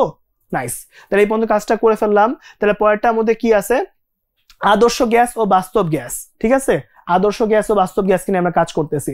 তাহলে এবার পরেরটার মধ্যে কি করতেছি একটু দেখো। এখানের মধ্যে আদর্শ গ্যাস যদি হয় তাহলে মাথায় রাখবো যে এটা কি, এটা হচ্ছে পিভি ইজ ইকুয়ালস টু হচ্ছে এনআরটি, এই সূত্রটা মেনে চলবে।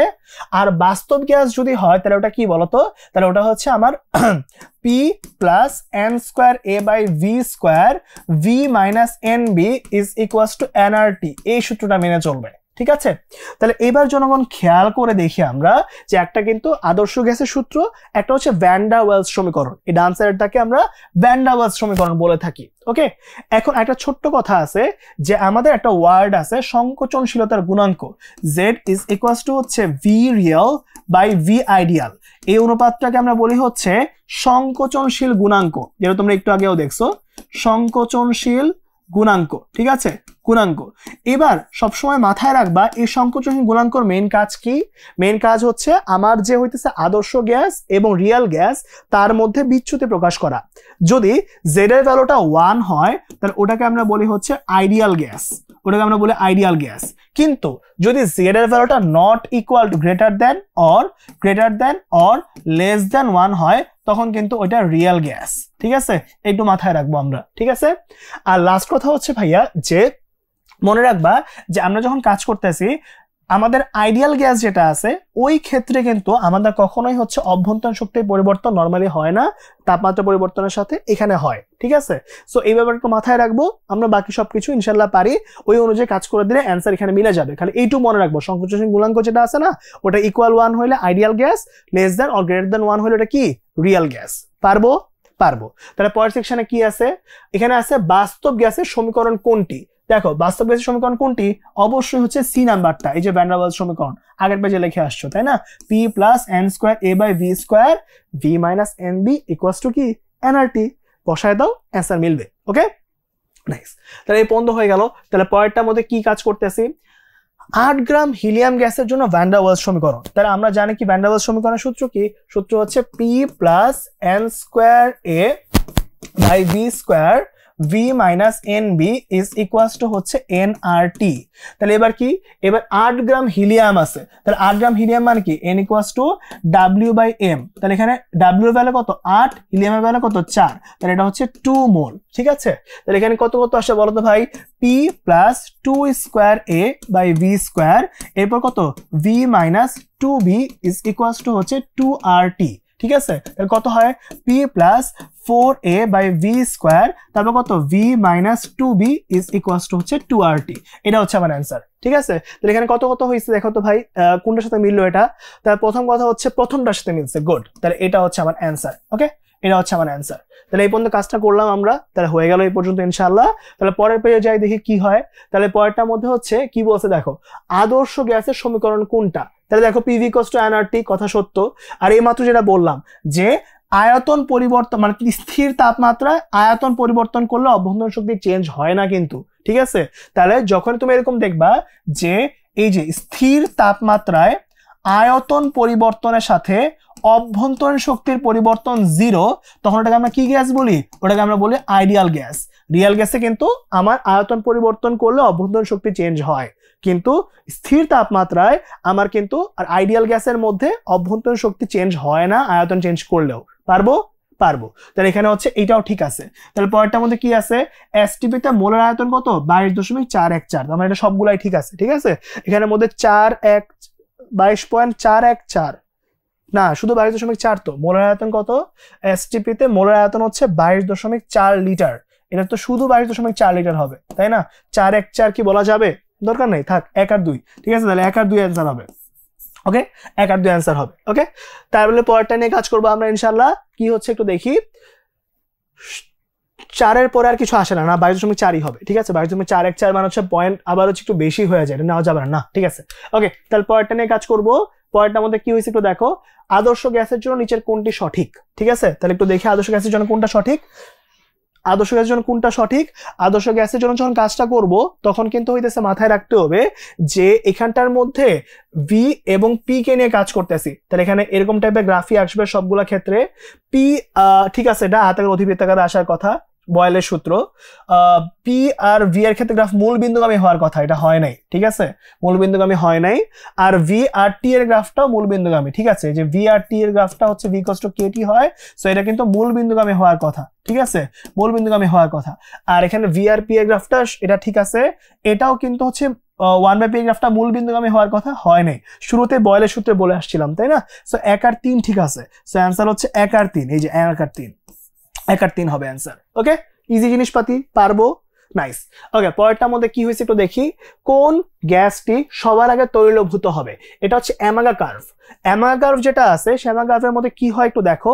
অ্যামাগা কার্ভের মধ্যে সিস্টেমটা হইতেছে যে আমাদের সিস্টেমটা কি, এখানটার মধ্যে অ্যামাগা কার্ভের মধ্যে যার বিচ্যুতি সবচাইতে বেশি, যার বিচ্যুতি সবচাইতে বেশি তার ক্ষেত্রে কি হবে, সে দ্রুত তরলীভূত হবে, ঠিক আছে? যার বিচ্যুতি ম্যাক্সিমাম, যার বিচ্যুতি ম্যাক্সিমাম তাকে কি তরল করা সহজ, তাকে তরল করা কি সহজ। এই লাইনটা মাথায় রাখলেই চলবে, ঠিক আছে? যেমন এখানে দেখো তো গ্রাফটা পাশে দেওয়া আছে, এখানে সবচেয়ে বেশি বিচ্যুতি কোথায় হয়েছে ওইটা একটু দেখতে হবে। যেমন এখানে উপরের দিকগুলো কিন্তু হচ্ছে পজিটিভ, ঠিক আছে? এগুলা কিন্তু পজিটিভ বিচ্যুতি দিছে উপরের দিকে। উপরের দিকে হলে কোনো কাহিনী নাই, আমাদের লাগবে নিচের দিকে এগুলা। এই যে জেড যখন একটা মাইনাস দিকে বিচ্যুতি দিবে তখন বাই ডিফল্ট এইটা কিন্তু কি হয়ে যাবে, বিচ্যুতি বেশি হবে, ফলে তরল করা ইজি হয়ে যাবে, ঠিক আছে? সো জেড এর ভ্যালু যত নেগেটিভ হবে তত বিচ্যুতি করা ইজি। এই জন্য কি হয়েছে, একে বিচ্যুতি যেহেতু বেশি তাহলে ওর কি তরল করা সহজ, ঠিক আছে? এটা মাথায় রাখবো যে যত হচ্ছে বিচ্যুতি বেশি হবে মাইনাস সাইডে তত কি হবে, তরলীকরণ করা সহজ হয়ে যাবে। মাথায় থাকবে সবার, পারবো। তাহলে পরেরটার মধ্যে কি আছে একটু দেখি। পরেরটার মধ্যে হচ্ছে অ্যাসিড বৃষ্টিতে চলে আসছি এবার আমরা, সুন্দর, ঠিক আছে? তাহলে অ্যাসিড বৃষ্টি থেকে কি কি আসে একটু দেখে ফেলি আমরা। অ্যাসিড বৃষ্টি থেকে আসবে হচ্ছে যে নর্মাল পানির পিএইচ কত, নর্মাল পানির পিএইচ হচ্ছে 5.6 এর বেশি, সহজ কথা, ঠিক আছে? নর্মাল পানির বৃষ্টি হচ্ছে 5.6 থেকে একটু বেশি হয়, হালকা বেশি, ঠিক আছে? অ্যাসিডিক কিন্তু হালকা বেশি। সো এটা হচ্ছে 7 এর আশেপাশে, বাট 5.6 এর চেয়ে বেশি। এরকম কি আছে, এগুলো তো হবে না কারণ এক্সাক্ট 7 হয় না, ক্ষারীয় হয়ে যাবে, এগুলা বাদ। তার নর্মাল বৃষ্টি পানি কিন্তু হালকা কি, হালকা অ্যাসিডিক, ও কিন্তু নর্মাল কেসেই হালকা অ্যাসিডিক থাকে, ঠিক আছে? সো 7 এর আশেপাশে একটা ভ্যালু 6.5, এটা আমার অ্যান্সার। কিন্তু অ্যাসিড বৃষ্টি হওয়ার শর্ত কি, অ্যাসিড বৃষ্টি হওয়ার শর্ত হচ্ছে তার পিএইচ এর ভ্যালু 5.6 এর চেয়ে কম হওয়া লাগবে, ঠিক আছে? যেমন এখানে বলছে অ্যাসিড বৃষ্টি, এই যে অ্যাসিড বৃষ্টিটা আছে, এই অ্যাসিড বৃষ্টি হওয়ার শর্ত কি, ওর পিএইচ এর ভ্যালু কি হইতে হবে, 5.6 এর কম হইতে হবে। তাহলে 5.6 এর কম হলে এটা কি হবে বলতো, 5.3 হবে। এরকম একটা সিনারিও চলে আসবে, ঠিক আছে ভাই? পারবো, কোনো অসুবিধা আছে কারো? নাই কিন্তু। ওকে, তাহলে এই বন্ধ করে ফেলছি। তাহলে পরের সিনারিওতে কি হয় একটু দেখে ফেলি আমরা। তাহলে এখানে হচ্ছে বৃষ্টির পানিতে উপস্থিত কোন অ্যাসিড বৃষ্টিটা মূল কারণ হিসেবে কাজ করে। খেয়াল করো এখানে মূলত হচ্ছে আমার NOx এবং SO2SO3 এই গ্যাসগুলো হচ্ছে বেসিক্যালি হচ্ছে কাহিনী করে, এবং এই NOx মানে হচ্ছে কি NO2 অথবা হচ্ছে N2O5 এরা, হ্যাঁ? এবং এরা সাধারণত একটা গ্যাসই তৈরি করে, HNO3 তৈরি করে পানির সাথে বিক্রিয়া করে আর কি, হ্যাঁ? অপরদিকে এটা কি তৈরি করে, পানির সাথে বিক্রিয়া করে H2SO3 করে, আর এটা হচ্ছে পানির সাথে বিক্রিয়া করে H2SO4 করে। সো এবার দেখি আমরা অপশনের মধ্যে এগুলোর মধ্যে কোনটা অপশনের মধ্যে আছে। তো এখানে প্রথমে হচ্ছে HNO3 আছে, তাহলে এটাই আমার অ্যান্সার, ঠিক আছে? HCl নাই, এটাও নাই, কার্বনিক অ্যাসিড তো নাই, সো আমার অ্যান্সার হবে এই নাম্বারটা। পারবো সবাই তাহলে ইনশাল্লাহ? পারবো। ওকে, তাহলে এই পর্যন্ত হয়ে গেল। তাহলে আমরা এরপরে দেখি কি হচ্ছে। আচ্ছা, তাহলে এবার হচ্ছে অ্যাসিড বৃষ্টি নিয়ে আমরা কাজ করে ফেলছি। এবার অ্যাসিড বৃষ্টির পরবর্তীতে আমরা যে টপিকে যাব সেটা হচ্ছে আমার অ্যাসিড ক্ষার তত্ত্ব, এবং এখানে হচ্ছে মূলত আমাদের তিনটা তত্ত্ব আছে, সেই তত্ত্বগুলো নিয়ে আমরা কথাবার্তা বলার চেষ্টা করব। তো প্রথম কথা হচ্ছে ভাই, এই পার্টটুকুর ভিতরে কি হচ্ছে দেখো, এই পার্টটুকুর ভিতরে আমরা ফার্স্টে কাজ করব হচ্ছে আরহেনিয়াস তত্ত্ব নিয়ে। তো এখন আরহেনিয়াস তত্ত্ব কি করে, আর্হেনিয়াস যে তত্ত্বটা আছে সে হচ্ছে জলীয় দ্রবণকে নিয়ে কাজ করে, ঠিক আছে।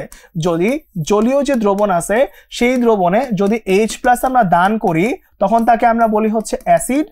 আর যদি হচ্ছে জলীয় দ্রবণ যেটা আছে সেই জলীয় দ্রবণের মধ্যে যদি আমি OH- দান করি তাহলে তাকে আমরা বলি হচ্ছে বেজ। এই দুটো হচ্ছে আমার ফর্ম। ওকে, এবার পরের সেকশনে তাহলে কি আছে, পরের সেকশনে আমার আছে হচ্ছে ব্রনস্টেড লাউরি। এবার এই যে আমার ব্রনস্টেড লাউরিটা আছে আমরা তাকে নিয়ে একটু কাজ করতে চাই। এখানে বেসিক ফর্ম একটাই, যে এখানে হচ্ছে ও অপর নাম হচ্ছে প্রোটনীয় মতবাদ। ওর অপর নাম কি, ওর অপর নাম হচ্ছে জনগণ প্রোটনীয় মতবাদ, এটা হচ্ছে, ঠিক আছে। তাহলে কি হবে, এখানে হচ্ছে H+ যে দান করছে সে কি, সে হচ্ছে অ্যাসিড, এবং H+ যে গ্রহণ করছে সে কি, সে হচ্ছে বেজ। এই হচ্ছে সিমিলার ফর্ম। ওকে, তাহলে এবার যদি আমরা একটা কাজ করি তাহলে কি হয় একটু দেখো। HCl কে নিলা, এর সাথে H2O কে নিলা, উৎপন্ন হচ্ছে কি H3O+, এখানে হচ্ছে Cl-। ঠান্ডা মাথায় একটু চিন্তা করবা যে কি হইতেছে এখানে। এখানে হচ্ছে HCl কি করে, HCl হচ্ছে H+ দান করে, তাই ও হচ্ছে একটা অ্যাসিড, ঠিক আছে। এবার অ্যাসিড থেকে যেটা তৈরি হবে তার নাম হবে অনুবন্ধী বেজ। কি বলছি বলতো, অনুবন্ধী কি হবে, বেজ। যে H+ দান করছে সে তো অ্যাসিড, কিন্তু ওর থেকে যে তৈরি হবে ওর নাম কি, অনুবন্ধী বেজ। ওকে, আরেকবার খেয়াল করো যে এখানে হচ্ছে তাহলে যে H+টাকে গ্রহণ করবে, যেহেতু H+ গ্রহণ করছে তাহলে ও হচ্ছে বেজ। এবার বেজ আমার আলটিমেটলি গ্রহণ করার পর যেটাতে কনভার্ট হবে সেটা কি, সেটা হচ্ছে আমার অনুবন্ধী অ্যাসিড। সেটা কি, আমার অনুবন্ধী অ্যাসিড। এটা মাথায় রাখবো আমরা একটু, হ্যাঁ। ওকে, তাহলে পরেরটা আমরা আরেকটা এক্সাম্পল দিয়ে ফেলি। যেমন ধরো কি অ্যামোনিয়া আছে, এখানে H2O আছে, তাহলে কি কি পাই আমরা, আমরা পাই হচ্ছে NH4+ এবং এখানে পাই হচ্ছে OH-। তাহলে এবার একটু ফোকাস করি ভাইয়া, হ্যাঁ ফোকাস করি আমরা একটু। তাহলে এবার NH3 সে হচ্ছে NH4+ এ কনভার্ট হয়ে যায়। তাহলে NH4 থেকে কনভার্ট যখন হচ্ছে তখন বলো, যেহেতু ও H+ গ্রহণ করছে তাহলে ও হচ্ছে বেজ, ঠিক আছে। তাহলে ও যখন গ্রহণ করার পর যেটাতে ক্রিয়েট হয়েছে সেটা কি, অনুবন্ধী অ্যাসিড। ওকে, তাহলে পরেরটার মধ্যে কি হয়েছে, পরেরটার মধ্যে হচ্ছে এবার H2O-টা H+ দান করে দিছে OH- হওয়ার জন্য। তাহলে H+ দান করলে সে কি, সে হচ্ছে একটা অ্যাসিড, তাই না। তাহলে এবার অ্যাসিড থেকে যেটা তৈরি হবে সেটা কিন্তু কি জনগণ বলতো, সেটা হচ্ছে অনুবন্ধী বেজ। বাস এইটুকু কাহিনী। কিন্তু বেজ ছিল, বেজ থেকে ওর উল্টাটা মানে অনুবন্ধী অ্যাসিড হবে, আর অ্যাসিড থেকে যেটা তৈরি হবে তার উল্টাটা মানে কি, অনুবন্ধী বেজ। কাহিনী শেষ। পারবো, পারবো ইনশাআল্লাহ। তাহলে পরেরটার মধ্যে কি হয়েছে একটু দেখে ফেলি। পরেরটার মধ্যে হচ্ছে আমরা একটু লুইস তত্ত্ব নিয়ে পড়াশোনা করতে চাই। তাই লুইস তত্ত্ব কি জিনিস, লুইস তত্ত্ব হচ্ছে ইলেকট্রনকে নিয়ে কাজ করবে। এই যে লুইস তত্ত্বের মধ্যে রস্যই আছে, মনে রাখবা এই রস্যই মানে কি, সে ইলেকট্রন জোরকে নিয়ে কাজ করবে। সে কাকে নিয়ে কাজ করবে, ইলেকট্রন জোরকে নিয়ে কাজ করবে। ওকে, একটু মুছে দিই আমি। ও হচ্ছে ইলেকট্রন জোরকে নিয়ে কাজ করবে, ও হচ্ছে ইলেকট্রন জোরকে নিয়ে কাজ করে। তাহলে এখন খেয়াল করো ভাই, আমার যে ইলেকট্রন জোর আছে সে ইলেকট্রন জোর যদি কেউ হচ্ছে দান করে দেয়, ইলেকট্রন জোর দান, ইলেকট্রন জোর গ্রহণ, ঠিক আছে। শোনো, মানে এই ব্যাপারটা কি, যে এতক্ষণ পর্যন্ত ও হচ্ছে H+ দান গ্রহণ নিয়ে অ্যাসিড ক্ষার তত্ত্ব হয়েছে, রাইট। H+ দান করলে অ্যাসিড আর H+ গ্রহণ করলে ক্ষার। এবার দেখো H+ দান করতে করতে অ্যাসিডের অবস্থা খারাপ। সো এই জন্য যখনই ইলেকট্রন আসছে তখন আমার অ্যাসিড চালাক হয়ে গেছে। সে কি বলছে জানো, যে ভাই আমি সারা জীবন H+ দান করে আগের বিজনেসে পুরো ধ্বংস হয়ে গেছি। এই জন্য ইলেকট্রনের কাছে আমি কি করব, আমি আর H+ এর মতো দান করতে পারবো না, এবার আমি ইলেকট্রনের বিজনেসের ক্ষেত্রে খালি গ্রহণ করব। এই জন্য অ্যাসিড কি করবে, অ্যাসিড সর্বদা এখানে H+ ইলেকট্রন গ্রহণ করবে, ঠিক আছে। ইলেকট্রন গ্রহণ করলে তাই সে অ্যাসিড, আর ইলেকট্রন দান করলে সে কি, বেজ, ঠিক আছে। তাইলেই চলবে। তাহলে কি কি হচ্ছে একটু দেখে ফেলি চলো। তাহলে এখানে মধ্যে হচ্ছে অ্যামোনিয়া ছিল, অ্যামোনিয়া ওর মুক্ত জোরটা হচ্ছে দিয়ে দেয়। তাহলে এবার যখনই হচ্ছে অ্যামোনিয়া ওর মুক্ত জোরটা দান করে দিবে, যে দান করছে সে কি, সে হচ্ছে বেজ, আর যে গ্রহণ করছে সে কি, সে হচ্ছে অ্যাসিড। একইভাবে আবার দেখো একটা এক্সাম্পল, সেটা কি, ধর এখানে Cl- আছে, ও ওর মুক্ত জোর দিয়ে দিচ্ছে কাকে, AlCl3 কে। তাহলে যে মুক্ত জোরটা হচ্ছে গ্রহণ করবে সে হচ্ছে অ্যাসিড, যে দান করবে সে কি, বেজ।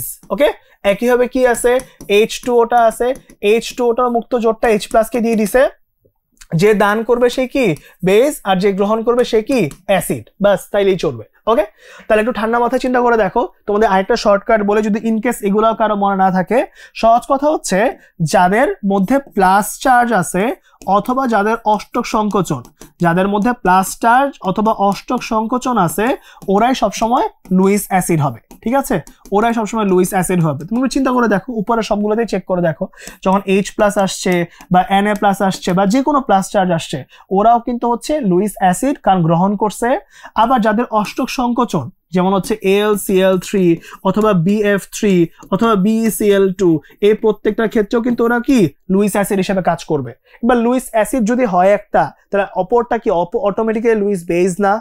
সো যার যেমনি মনে থাকে মনে রাখবা। কারো যদি এগুলো দেখে মনে থাকে মনে রাখো, কারো যদি মনে হয় না আমি তাও পারতেছি না, তাহলে তুমি একটু মুখস্থ করে ফেলো যে ভাই প্লাস অথবা অষ্টক সংকোচন হইলে লুইস অ্যাসিড হয়, তাহলে লুইস অ্যাসিডের সাথে অপরটা যেটা থাকবে সেটা বাই ডিফল্ট কি হবে, লুইস বেস হবে। শেষ, তাই না ভাই? এটুকু কিন্তু কাজ। তাহলে পরেরটা আমরা এগিয়ে যাই, কি হচ্ছে একটু দেখি। পরেরটার মধ্যে যেটা হয়েছে যে আর্হেনিয়াস তত্ত্বের ক্ষেত্রে নিচের কোনটি সত্য? তাহলে বলো আর্হেনিয়াস তত্ত্বের ক্ষেত্রে নিচে কোনটি সত্য? আর্হেনিয়াস তত্ত্বের ক্ষেত্রে তার সত্য হচ্ছে ভাইয়া যে এখানটার মধ্যে আমার AlCl3 জলীয় দ্রবণে অম্লতা ব্যাখ্যা করা যায়। জলীয় দ্রবণ হইলেই সবসময় আর্হেনিয়াস কাজ করবে, সব কথা সত্য। OH- বিহীন অ্যামোনিয়া ক্ষারকত্ব ব্যাখ্যা করা যায় না, কিন্তু না, ব্যাখ্যা করতে তো পারবে। H+ আর OH- বিশিষ্ট অ্যামোনিয়া ক্ষারকত্ব ব্যাখ্যা করা যায় না। যায় না কি ব্যাখ্যা করা যায় না, ব্যাখ্যা করা OH- আয়ন বিহীন অ্যামোনিয়ার ক্ষারকত্ব ব্যাখ্যা করা যায় না। হ্যাঁ, এটাও তো ঠিক আছে, এটাও সত্য। ঠিক আছে, OH- মানে তুমি হচ্ছে NH4+ এর OH এরটা ব্যাখ্যা করতে পারবা, কিন্তু অ্যামোনিয়ারটা ব্যাখ্যা করতে পারবা না।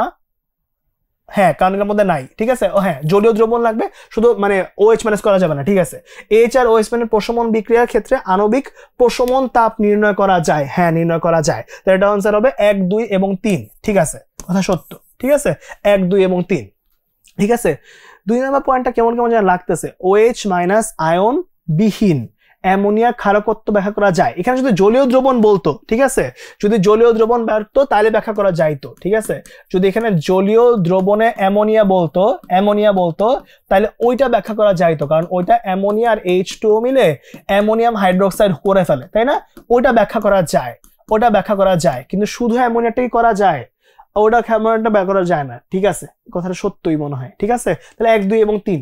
আর লাস্টে তো H+ আর OH- তো প্রশমন তাপ তো ব্যাখ্যা করতে পারবি। সো তিনটাই ঠিক আছে। ওকে, নাইস। তাহলে পরেরটা চলে যাই। তাহলে অনুবন্ধী অ্যাসিড এবং ক্ষারক যৌগের মধ্যে পার্থক্য কি? অনুবন্ধী অ্যাসিড এবং তার ক্ষারক যুগল, তবে চিন্তা করে দেখি, HCl ছিল, H2O ছিল, এখান থেকে আসে H3O+ আর Cl-, তাহলে বলছে একটা অ্যাসিড। তাহলে এবার একটা অ্যাসিড নাও, ওই অ্যাসিডটার অনুবন্ধী কি হবে? ওই অ্যাসিডটার অনুবন্ধী হবে বেস। তাহলে এখানে কি হইলো? ডিফারেন্স হচ্ছে একটা H+ এর, তাই না? একটা H+ আয়নের ডিফারেন্স। ঠিক আছে, তাহলে অ্যান্সার হবে বি নাম্বারটা, H+ আয়নের, পরমাণু না কিন্তু। হ্যাঁ, H+ আয়নের ডিফারেন্স। ওকে, নাইস। তাহলে এই পর্যন্ত কাজটা করে ফেললাম, খুব দ্রুত আগে যাচ্ছি আমরা। পরেরটার মধ্যে কি আছে একটু দেখো, যে এখানে HCl যেটা আছে, HCO3- কাজ করছে, তাহলে এখানে Cl- হবে, এটা Cl- হবে, তাহলে কি হিসাবে কাজ করতেছে? তাহলে এবার বলো, HCl H+ দান করে Cl- কনভার্ট হয়েছে, তাহলে ও কিন্তু একটা অ্যাসিড, তাই না? তাহলে বাই ডিফল্ট ও কি হিসাবে কাজ করবে? বেস হিসাবে কাজ করবে, তাই না? ও বেস হিসেবে কাজ করবে, খুব ভালো কথা। তাহলে এবার কোশ্চেনে কি চাইছে? HCO3- কি রূপে আচরণ করতেছে? তো এটা তো ইজি, ক্ষারক হিসেবে কাজ করবে, তাই না? ও ক্ষারক হিসেবে কাজ করবে। খুবই জোস একটা জিনিসপাতি দিয়েছে, তাই না? খুব জোস জিনিসপাতি দিয়েছে, এটা পুরোটাই করে ফেলে আমরা। ঠিক আছে, এটা ভালো লাগছে আমার কাছে। HCO3- এটা কি এখান থেকে উৎপন্ন হয়েছে H2CO3 এবং কি Cl-, তাহলে HCl ছিল একটা অ্যাসিড, এটা তো আমরা জানি। ও থেকে কিসে কনভার্ট হয়েছে?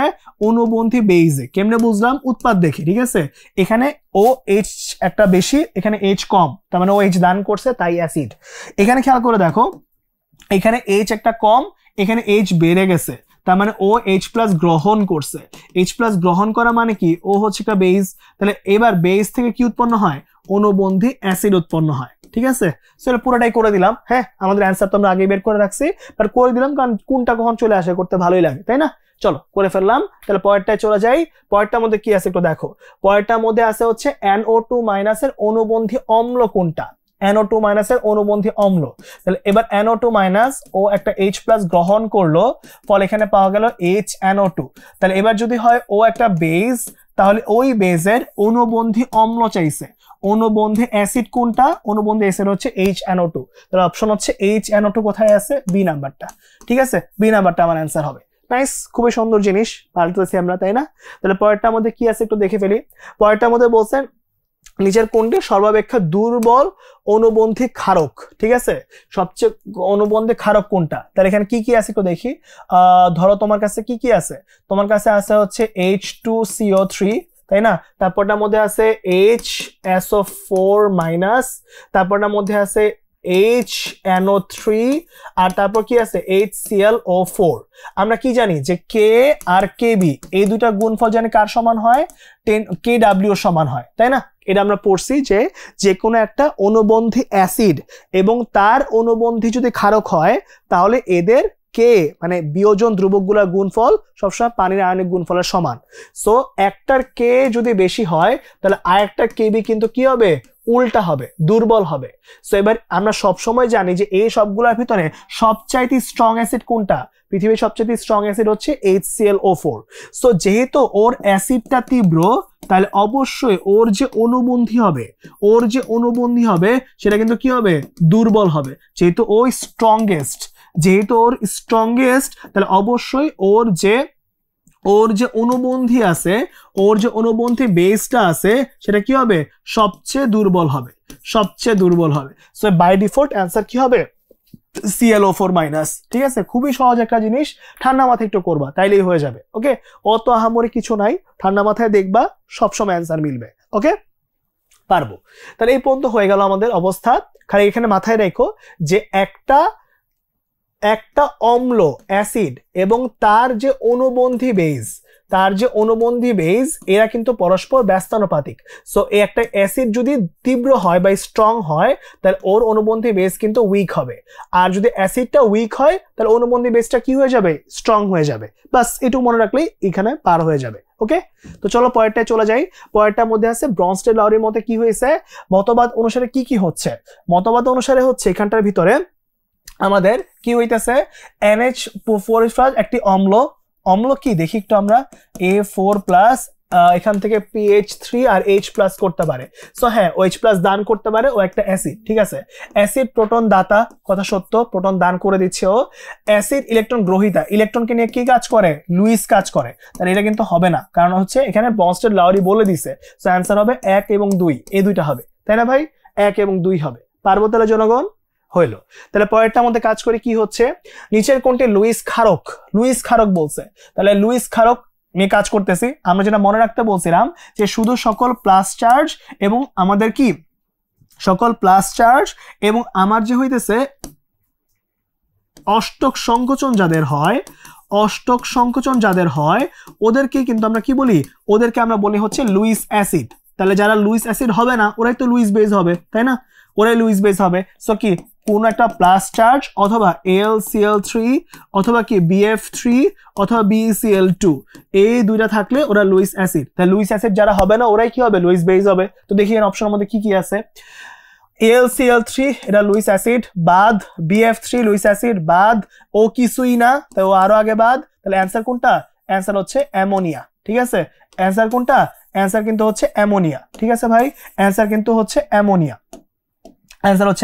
তাই না ভাই? অ্যান্সার হচ্ছে অ্যামোনিয়া। ওকে, অ্যান্সার হচ্ছে অ্যামোনিয়া। তো এখানে অ্যামোনিয়াকে নিয়ে আমরা কাজ করে ফেলছি। তাহলে পরের পেজে কি নিয়ে কাজ করব? পরের পেজে এখানে অ্যান্সার চলে আসছে, রাইট? তাহলে এখানে অ্যান্সার হবে কি? বি নাম্বারটা। ওকে, সুন্দর করে কাজটা করে ফেলছি আমরা। তাহলে এবার পরের পেজে কি করবো একটু দেখে ফেলি। তাহলে এবার দেখো লুইস ক্ষারককে নিয়ে যখন তুমি কাজ করে ফেললা, তাহলে এবার পরের পেজটার মধ্যে কি করবো একটু দেখে ফেলি। তাহলে এবার হচ্ছে আমার লুইস অ্যাসিড কোনটা? মাত্রই তো পড়ে আসছো, তাই না? মাত্র কি পড়ে আসছো চিন্তা করে দেখো তো। লুইস অ্যাসিড হওয়ার জন্য কি লাগবে? আমার হয় প্লাস চার্জ গুলা লাগবে, অথবা কি AlCl3, অথবা কি BF3, অথবা কি BeCl2। তো অনেকবার করে বলতেছি, তাই না? তাহলে দেখো অ্যান্সার কোনটা আছে এখানে। অ্যান্সার হচ্ছে এই ডি নাম্বারটা, কারণ এখানে কিন্তু সরাসরি মিলে গেছে এটা। বা এগুলোর মধ্যে কিন্তু এগুলো কিন্তু কি লুইস বেস, কারণ ওরা কি করতে পারে? মুক্ত জোর দান করতে পারে। বিশেষ না হলে করে দেখো, অ্যামোনিয়া ওর মুক্ত জোরটা H+ কে কিন্তু দিয়ে দেয়। সো এখানে কিন্তু অবশ্যই ও হচ্ছে লুইস বেস এবং এখানে অবশ্যই কিন্তু ও কি লুইস অ্যাসিড। সবাই বুঝতে পারছি জনগণ? পারবো? পারবো কিন্তু, হ্যাঁ। তারপরটায় চলে যাই, পরেরটার মধ্যে কি আছে, এবার লুইস অম্ল কি, লুইস অম্ল যেটা আছে সে লুইস অম্লটা হচ্ছে অসম্পূর্ণ হচ্ছে অষ্টক যুক্ত সম্পন্ন, ঠিক আছে, আমরা মাত্রই পড়ে আসছি এটা। কেন্দ্রীয় পরমাণুতে অসম্পূর্ণ ডি অরবিটাল থাকে, অসম্পূর্ণ ডি অরবিটাল, অসম্পূর্ণ অষ্টক যুক্ত থাকে, অসম্পূর্ণ অষ্টক যুক্ত থাকে, আচ্ছা অসম্পূর্ণ ডি অরবিটাল যুক্ত থাকে, অসম্পূর্ণ ডি অরবিটাল, হ্যাঁ ওই যে জটিল যৌগের ক্ষেত্রে কি হয়েছে, কপার 2+ যেটা আছে ওইখান থেকে অ্যামোনিয়া গুলা মুক্ত জোড়াকারে দান করতে পারতেছে, তাই না, অ্যামোনিয়া গুলা মুক্ত জোড়াকারে দান করতে পারতেছে। সো হ্যাঁ অষ্টক ডি অরবিটাল অপূর্ণ থাকে, ঠিক আছে, এটাও কথা সত্য। ধাতব আয়নযুক্ত জটিল যৌগের ক্ষেত্রে হয়, এটাও সত্য। প্রথমটা কি ঠিক আছে, অসম্পূর্ণ অষ্টকযুক্ত, অসম্পূর্ণ অষ্টকযুক্ত মানে কি, অষ্টক সংকোচন, যদি এটা অষ্টক সংকোচন বুঝায় মনে হচ্ছে, সো এটা মনে হয় অষ্টক সংকোচন বুঝায়, ঠিক আছে। সো অষ্টক সংকোচন যেহেতু হয় তখন ওই কেসে কিন্তু হচ্ছে অবশ্যই লুইস অ্যাসিড হয়। সো তিনটাই সত্য, ঠিক আছে, 1, 2 এবং 3। ওকে, পারবো তাহলে এই পর্যন্ত আমরা পারবো। তাহলে পরে পেয়ে চলে যাচ্ছি কি পাই একটু দেখো, এবার হচ্ছে আমরা আমাদের সারফেস ওয়াটার লেভেলে চলে আসবো, এবং এখানে কিন্তু কতগুলো প্যারামিটার আছে। ওই প্যারামিটারগুলোর মধ্যে একটা কি, ওই প্যারামিটারগুলোর মধ্যে একটা হচ্ছে আমাদের ক্ষারকতা। ক্ষারকতা কি হচ্ছে বলতো, ক্ষারকতা হইতেছে পানিতে মধ্যে ক্যালসিয়াম, ম্যাগনেসিয়াম, আয়রন এগুলা ক্লোরাইড এবং সালফেট যদি থাকে তাহলে ওইগুলা কিন্তু স্থায়ী ক্ষার, তাই না, মানে হচ্ছে এরকম ক্যালসিয়াম ক্লোরাইড থাকলো, তোমার এখানের মধ্যে কি ম্যাগনেসিয়াম ক্লোরাইড থাকলো, বা তোমার কাছে ক্যালসিয়াম কি আছে, ক্যালসিয়াম সালফেট থাকলো, ম্যাগনেসিয়াম সালফেট থাকলো, এগুলো হইলে কিন্তু কি স্থায়ী ক্ষার। তাহলে অস্থায়ী ক্ষার কোনগুলা, যদি বাইকার্বনেট হয়, এটা কিন্তু পরীক্ষায় প্রচুর আসে, বুঝছো, যে ক্যালসিয়াম বাইকার্বনেট হইছে বা কি হয়েছে, ক্যালসিয়াম বা ম্যাগনেসিয়াম বাইকার্বনেট হয়েছে, ঠিক আছে, এগুলো একটু তাপ দিলে ভেঙে যায়, এই জন্য এদেরকে কি করা হয়, এই জন্য এদেরকে অস্থায়ী ক্ষারতা বলা হয়। তাহলে মনে রাখবা একটা জিনিস, যে এখানে কিন্তু কি স্থায়ী ক্ষারতায় তাপ দিলে দূর হয় না, তাপ দিলে দূর হবে না, তাপ দিলে দূর হবে না। তাহলে কেমনে দূর হবে, দূর করতে হলে পারমোটিট প্রণালী ইউজ করতে হবে, পারমোটিট প্রণালী ব্যবহার করতে হবে, পারমোটিট প্রণালী ব্যবহার করতে হবে। অপরদিকে অস্থায়ী ক্ষারতা কিন্তু কি হয়ে যাবে, তাপ দিলে দূর হয়ে যাবে, তাপ দিলে কি হয়ে যাবে, দূর হয়ে যাবে, বাস এইটুক পড়লেই চলবে, আর লাগবে না, হ্যাঁ। ওকে, তাহলে পরেরটার মধ্যে কি আছে, পরেরটার মধ্যে হচ্ছে আমাদের ডিও আছে। ডিও জিনিসটা আসলে কি, ডিওটা হচ্ছে ডিজলভড অক্সিজেন, তার মানে পানিতে দ্রবীভূত অক্সিজেনের পরিমাণটা, ঠিক আছে। এখন এটা বের করি কেমনে আসলে সেটা একটু বলে দিই তোমাদেরকে। ধরো তোমার কাছে একটা পানির নমুনা আছে, তোমার কাছে একটা পানির নমুনা আছে, এই পানির নমুনাতে সবার আগে হচ্ছে আমরা পটাশিয়াম আয়োডাইড যোগ করি, হ্যাঁ, এবং এই অক্সিজেনটা এবং এই কেআইটা পরস্পর বিক্রিয়া করে একটা I2 বিমুক্ত করে, I2 বিমুক্ত করে, ঠিক আছে। এবং এই যে I2টা আছে, এই I2টা পরবর্তীতে কি করে, পরবর্তীতে হচ্ছে আমরা সোডিয়াম থায়োসালফেট দিয়ে টাইট্রেশন করে ফেলি, ঠিক আছে, টাইট্রেশন করে ফেলি, এবং ওই টাইট্রেশনটা নিয়ে আমরা কাজ করি। সো বেসিক্যালি আমাদের এখানে লাগবে হচ্ছে সোডিয়াম থায়োসালফেট, যেটা আমরা ম্যানুয়ালি কন্ট্রোল করতে পারি, এবং আমাদের টার্গেট হচ্ছে এই পানির নমুনার অক্সিজেনের পরিমাণটা বের করা। সো এখানে অনেক ক্যালকুলেশন কাহিনী আছে, তোমাদের কি মনে রাখতে হবে সেটা বলে দিই। তোমাদের মনে রাখতে হবে যে 4 মোল থায়োসালফেট এই ভ্যালুটা এর জন্য প্রয়োজন হয় হচ্ছে 1 মোল অক্সিজেন, বাস এইটুকু মনে রাখলেই চলবে। এখন তাহলে 1 মোল অক্সিজেন মানে কি 32 গ্রাম অক্সিজেন না, তাহলে কি মনে রাখবা তোমরা, যে 4 মোলে 32 লাগে, তাহলে 1 মোলে কতটুক লাগবে, তাহলে 1 মোল থায়োসালফেটের জন্য লাগবে হচ্ছে 32/4, মানে হচ্ছে 8 গ্রাম অক্সিজেন। কিন্তু আমরা কি জানি, বিওডি, সিওডি, ডিও এগুলো কিসে বের করতে হয়, পিপিএম এ বের করতে হয়। তাহলে পিপিএম বের করতে কি হয়, মিলিগ্রাম পার লিটার লাগে, তাহলে 8 × 1000 এত মিলিগ্রাম। কেন এটা নিলাম মিলিগ্রামে, কারণ আমাকে পিপিএম এ বের করতে হবে, ঠিক আছে। সো এবার এইটুক পর্যন্ত আগে ওয়েট করো। তো এটাকে যখন হচ্ছে তুমি ফর্মে নিয়ে যাবা তখন ম্যাথের ফর্মুলা এরকম আসবে, এইটুকু তো সবাই বুঝছি আই গেস, তাই না, যে এর মধ্যে 1 মোল এর জন্য 8 গ্রাম লাগে, এটুকু মাথায় রাখলা। এবার তোমার যেটা লাগবে ম্যাথের পুরো ফর্মুলা যদি আমি লিখে দিই, তাহলে 8 = হচ্ছে 8 10³ এই যে এখানে ওই নিচের ফর্মুলা থেকে আসছে, ডিভাইড বাই y, আর এখানে আসবে হচ্ছে s × v ইন্টু আসবে হচ্ছে SV। তাহলে এখানে পুরো ব্যাপারটা কি দাঁড়াইলো বলি একটু তোমাদেরকে। এখানে হচ্ছে 8 10³ আসছে হচ্ছে ওই যে মিলিগ্রামে কনভার্ট করার জন্য। তাহলে ওয়াইটা কি, ওয়াইটা হচ্ছে পানির যে নমুনা আছে, পানির নমুনার আয়তন, পানির নমুনার আয়তন, অবশ্যই পানির নমুনা আয়তন কিন্তু ml এ নিতে হবে, ml এ নিতে হবে, ঠিক আছে। তাহলে পরেরটার মধ্যে কি আছে, পরেরটার মধ্যে হচ্ছে ভি কি, ভি হচ্ছে থায়োসালফেট যেটা আছে ওই থায়োসালফেটের আয়তন, এটাও ml এ বসবে। এবং এখানে কি, এখানে হচ্ছে এসটা হচ্ছে থায়োসালফেট যেটা আছে ওইটার ঘনমাত্রা, বাস এটা বসায় দাও, সবসময় অ্যান্সার মিলবে। ঠিক আছে, সবসময় মনে রাখবো যে ওয়াই মানে কি পানির আয়তন, এখানের মধ্যে ভি কি থায়োসালফেট, আর এটার আয়তন। তাহলে মনে রাখো এটা হচ্ছে কিন্তু H2O, ব্যবহৃত H2O, আর এটা কিন্তু থায়োসালফেট। ঠিক আছে ভাই, জাস্ট মনে রাখার জন্য বলতেছি, অত কিছু তোমাদের ইয়া করতে হবে না, পরীক্ষা লিখতে হবে না, তোমরা খালি এই সূত্র লিখতে পারলেই চললো। ঠিক আছে, 8 10³ divide by y into SV, শেষ। ঠিক আছে, তাহলে পরেরটার মধ্যে কি আছে একটু দেখে ফেলি আমরা। তাহলে পরেরটার মধ্যে আছে হচ্ছে এই পার্টটুকুর মধ্যে বিওডি এবং সিওডি, এটা কিছুই না, এটা হচ্ছে দুইবার ডিও করতে হয় আর কি।